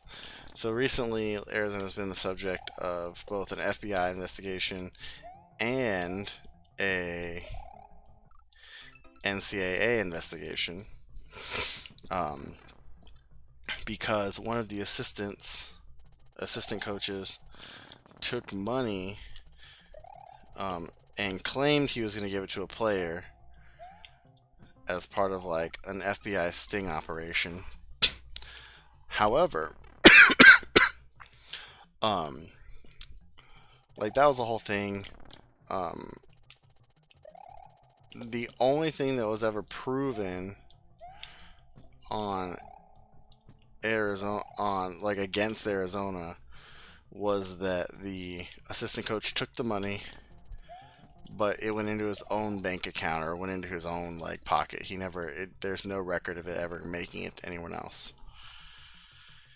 So basically, I think he got like wire fraud or something like that. Is what they finally eventually got him with. But it's been like a big to-do in the college basketball world about how the whole thing went down and how all these schools cheat and how blah blah blah blah blah. Shit. That was just a bad jump. I jumped too early. Like all this stuff. And it like Arizona is in the middle of it, and Arizona did do like the coach did take money and everything, but they've kind of been painted like in a very negative light compared to a lot of the other schools. Arizona and LSU both. There was like 6 to 8 schools that were involved, and Arizona and LSU have been painted in a very negative picture. Although there was one school, Kansas, that actually like was proven to have worse stuff going on. And it kind of like gets overlooked a lot, and like no one talks about it and everything. So like it's just one of those things where like the media makes the story. The media makes the stories, right?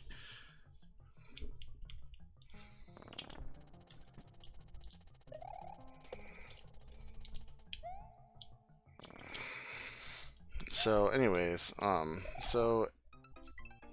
don't know how much you know about college basketball, but college basketball you have conferences, which just like in NBA or whatever, Everyone belongs to a conference. There are like 365 teams in Division 1. And I think there's like 16 conferences. 32 conferences, sorry. 32 conferences. 32 conferences. And the way the schedule is structured for the most part is the season starts early November. And November and December, teams play anywhere between 10 and 15.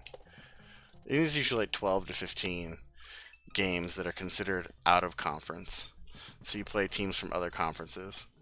And then starting in late December, early January, depending on your conference, you start playing in-conference games, which are exclusively within your division or whatever.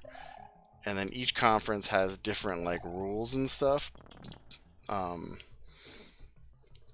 for like their their position. So the goal of the whole thing is to get to the NCAA tournament at the end of the season and win the NCAA tournament. There are 32 what they're called the 68 teams in the tournament, single elimination bracket style, with four regions or 4 super regions.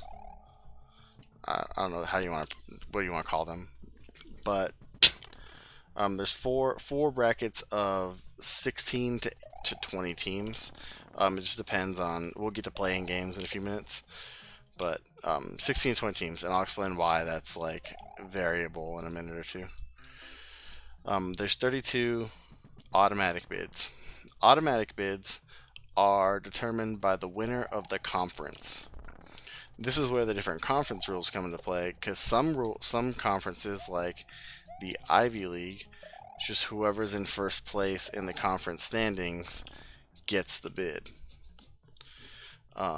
Other schools, like the other conferences, like the Pac-12, like most major conferences, they play the whole conference season in order for seeding for a 4 to 5 day single elimination conference tournament. So like Arizona is in the Pac-12 conference. So at the end of the regular season, after they played their 32 to 35 games, I think 35 is the most you're supposed to play in a regular season. When you've played that many games, after that, there's a 12 team bracket that gets played in Vegas for the Pac-12, and the winner of that tournament goes to the NCAA tournament as the automatic bid. So if you remember, I also said there were 68 teams and 32 automatic bids. So you get 32 conference champions, and they get automatic bids. But there's also teams that are like good that don't win their conferences, and those 36 teams are called at-large bids. And that selection process is there is a committee of about 12 members that goes and does they go and meet like the whole season long, but in late February they all get locked up in a hotel somewhere, and they just talk about basketball basically for like 3 weeks. And they choose the best 36 teams remaining, as well as the entire seeding for the 68 team tournament. Now, you may be thinking, 68 teams, that doesn't seem right. Why? How are there 68 teams? Like, 68 doesn't divide by 4. It actually does. 68 doesn't divide by 4 nicely, because it's 12, I think. No, it's 68 divided by 4 is 17? Yes, 17.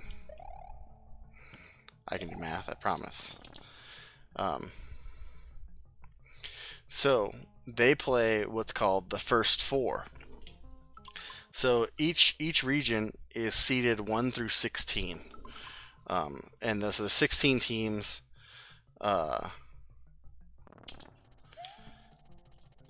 it used to be 64 teams, and that bracket was set up. There was four sub-regions of 16 teams, and a couple years ago they added another team because I think they created a new conference or something a while back, and they wanted to add an additional bid, so they created what's called a play-in game. And so whatever like the last two teams that were like the worst two teams in the whole thing that were like vying for a 16 seed, um, they got to play each other for, and then the winner of that game plays the number one seed of the entire like overall. Eventually, they wanted to expand the bracket by a couple teams because more money, and they invented the first four. The first four is 4 games that are played early on, in the like a couple days before the tournament actually like officially starts. And that is there are two games that are 16 versus 16, and those are playing games. But they also have two like mid-level like teams that were kind of good, but like maybe like on the cusp of making it, and like they're like pretty evenly matched like in terms of like record and like stats and stuff. And so those usually like 11 seeds and 11 seeds and 12 seeds, sometimes 10s, sometimes 9s. It just depends on like the teams. And they have 2 games of that where those teams play against each other for the right to be in the tournament. So it's just like they have 4 play-in games. They're kind of like the wild card games in baseball.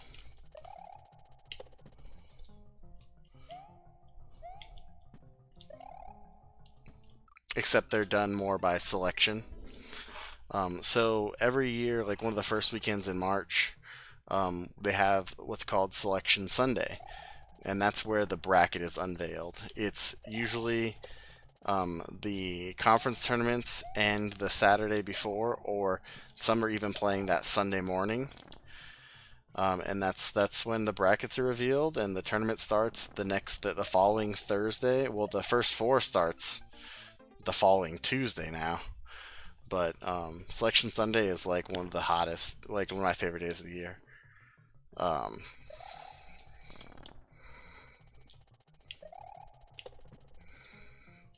and then I usually take off that Thursday and Friday are like golden days, right? Because you wake up and the first game starts at like noon Eastern. So you wake up at 9 o'clock because you think there's 32 games to be played across a 2-day span. So you got 16 and 16. So on that Thursday and that Friday, there are 16 games going. Bam, bam, bam, bam, bam. And like there's upsets, like shit. No, we're just gonna respawn everything. Everything is okay. So that Thursday and Friday are like the best days of the year, man.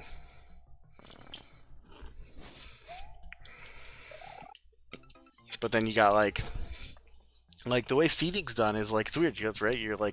You're judging 360 teams. I think it's like 362 now.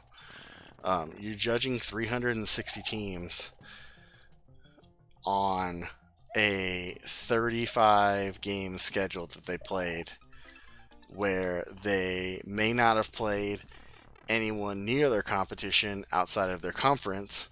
But like, what if their conference was ass and like they lost like 5 games in their conference, but they went undefeated like regularly? Like what, they were 15-0 playing teams that are garbage, like, or just playing teams like regular teams, and they did a conference and they lose to like some 2-16 team at home.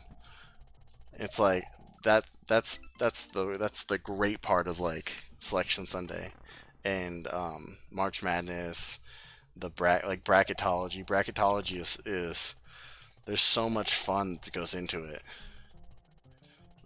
But I mean, last year they canceled the March Madness earlier this year.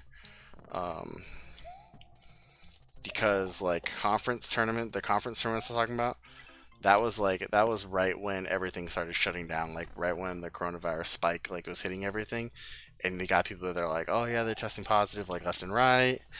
Like that was when people were like still fighting like no, we don't have to shut down. Don't worry, it's okay. Uh, Kind of peak. So we didn't get that this year, but it's a great time of the year, man. It's you got to win 6 games across 3 weeks um, to win a title. Sometimes no one's made it from the playing game to the title game yet, but like if you're in that playing game, you have to win 7 games to win a title. Until 2 years ago, number 16 seed had never beaten a number 1 seed, and it happened 2 years ago. Um, like a couple years back, there was like a 15 seed or a 14 seed that got to like the final four.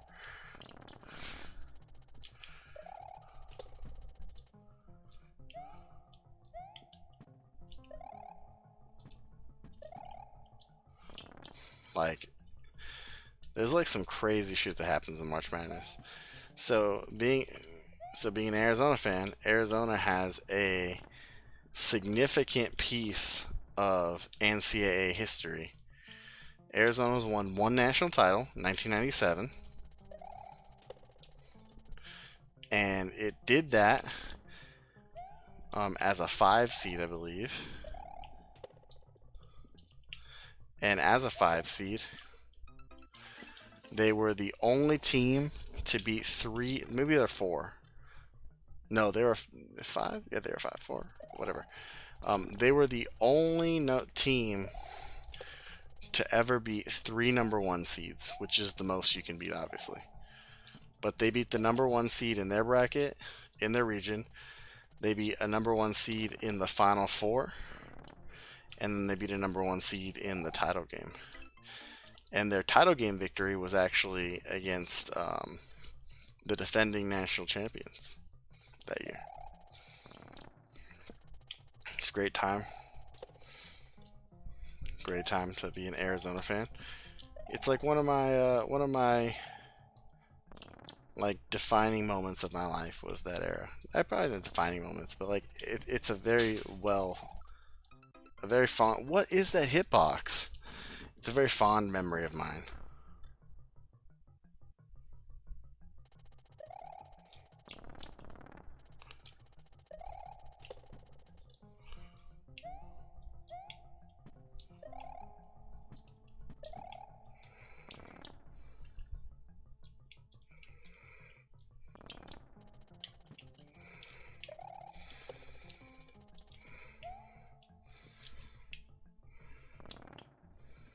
Sorry, we'll stay here.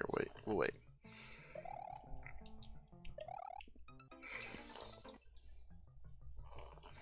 Should've gone. Should've gone. But yeah, I mean, it's like, so Arizona has generally had pretty good recruiting classes, under the current coach, Sean Miller. Um, Obviously, some of that was like tainted with the whole like FBI stuff. Yeah. If I could get back there a little more consistently, then I think we got it.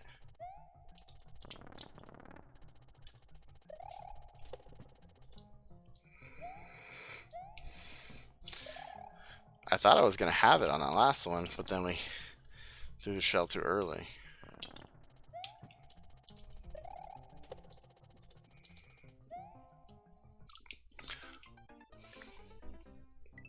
That one was rough. That one was rough.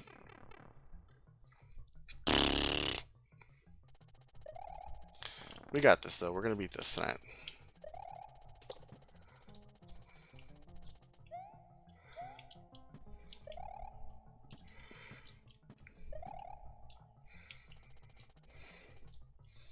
I don't know why, like, sometimes I just pull off. Like, there was no need for me to, like, turn left there at all. Like, no need. And if I hadn't turned left, I probably would have had it. I think I have a split on my lip.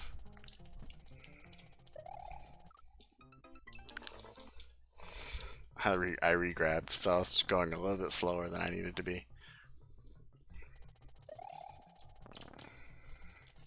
It's interesting.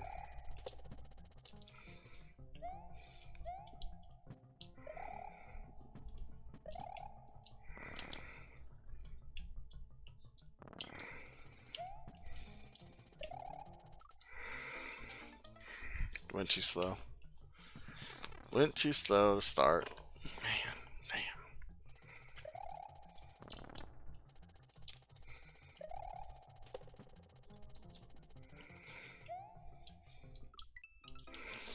All right, we're gonna lock it in right here. Might take the glasses off in a sec. We'll see.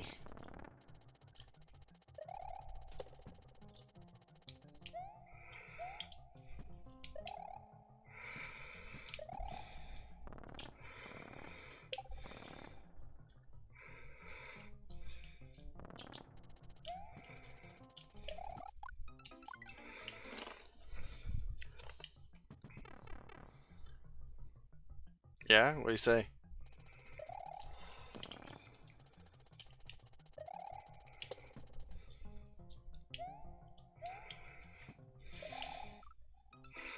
Yeah, it's too late.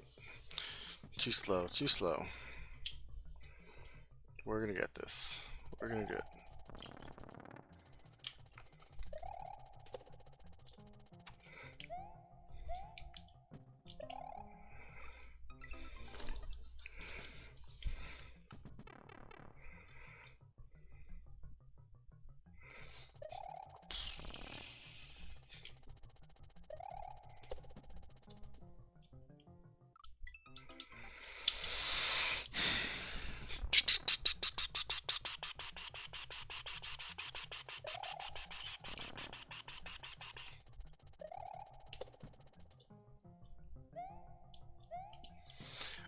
Boom, boom, boom, boom, boom.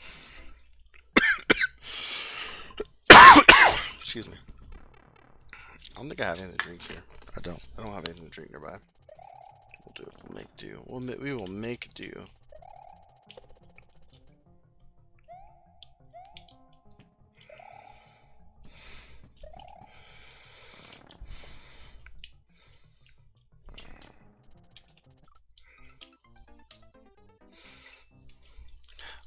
I like this level. Like, I don't have anything bad to say about this level. It's just, it's a little frustrating, which, I mean, is not necessarily, like, it's not bad level design. It's not Chris G's fault. It's just, I'm not good at Mario. And that's frustrating. I'm not good at the Mario, and that's frustrating.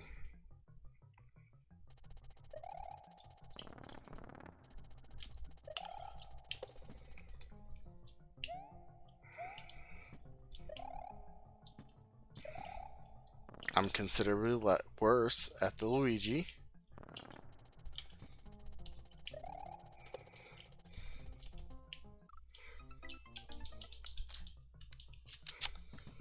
So, like, I think I just need to, like, figure out, like, I just need to get, like, be talking about something or something. I don't know. Yo, corner save. Because sometimes, like, when I was talking about it, like, I would get there and like it wouldn't be like even if like it killed like something like that killed me, like it's not it's less frustrating when I'm like stuck on a spot, you know?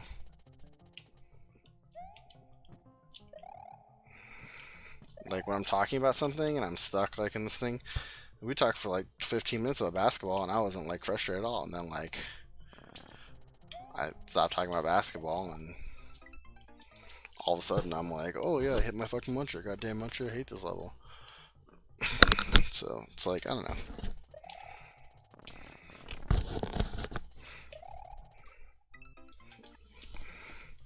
Alright, we're just gonna get real close to the screen. We took our glasses off because my eye was getting itchy.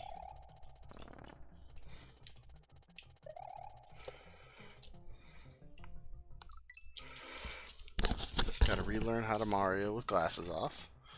Always a fun time. Now I'm leaning forward, so my cords are all fucked up.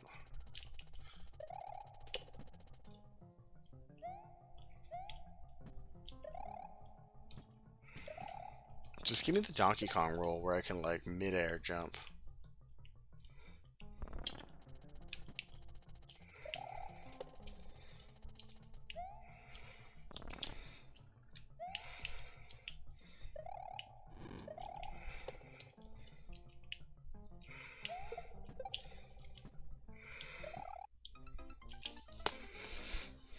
I should have stopped. I should have stopped. I don't know what I was doing. I don't know what I was doing. I should have stopped. I'm so upset. I should have stopped. I should have stopped.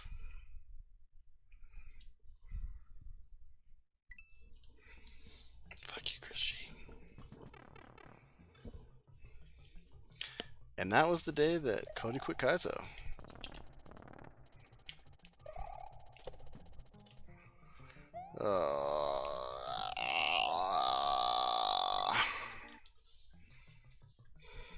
Dude, yeah, Casper Nacho.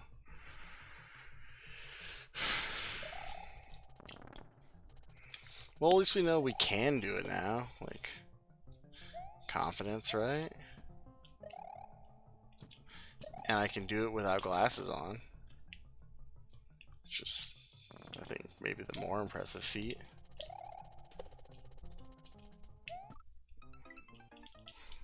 Yeah, I knew it was a little bit early. Knew I was a little bit early. Yo.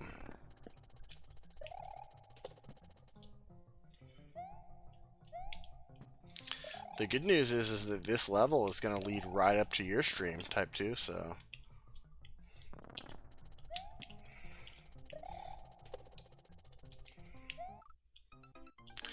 What is that hitbox? Come on.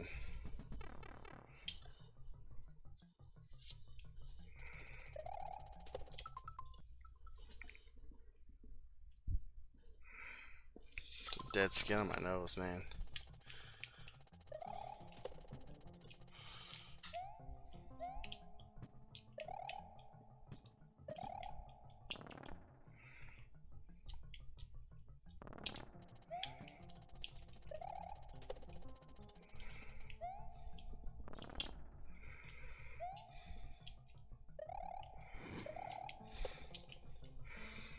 Oh! Yeah, I didn't get a good jump. We knew that one was gonna be bad with the corner clip.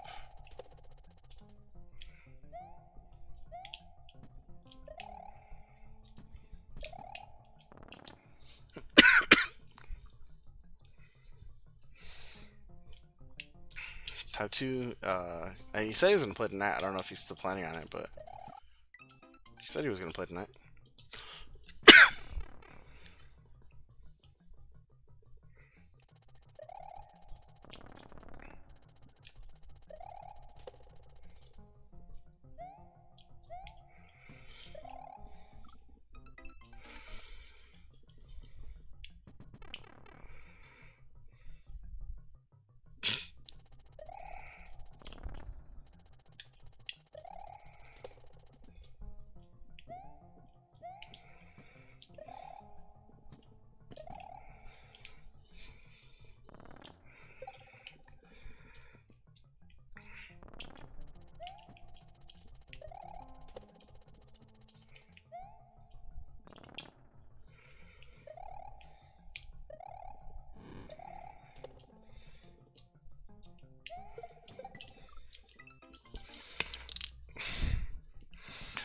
I was too into like just going.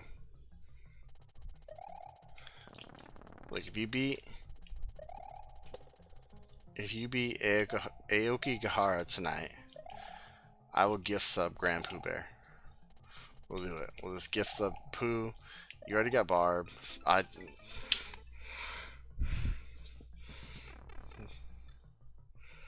go all the heavy hitters.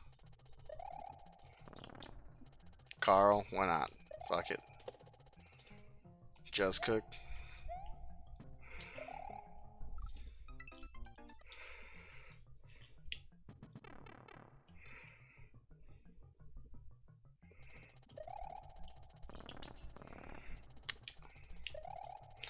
I honestly don't remember the second half of the level. It's a more fishing boo shit, isn't it? So at least you're learning the fishing boo now. Might help you with the second half of the level.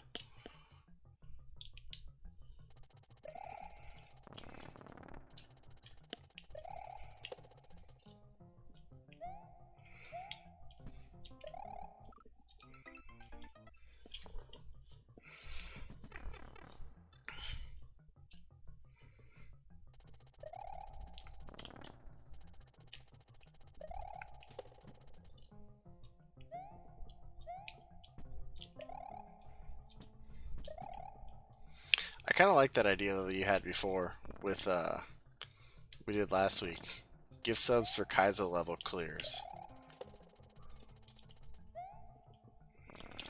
That might have to jump on that train myself. You clear some Kaizo levels, we'll get you some gift subs.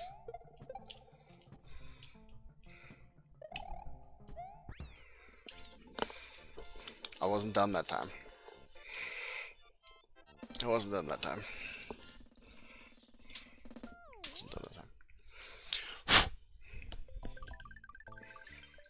PogChamp.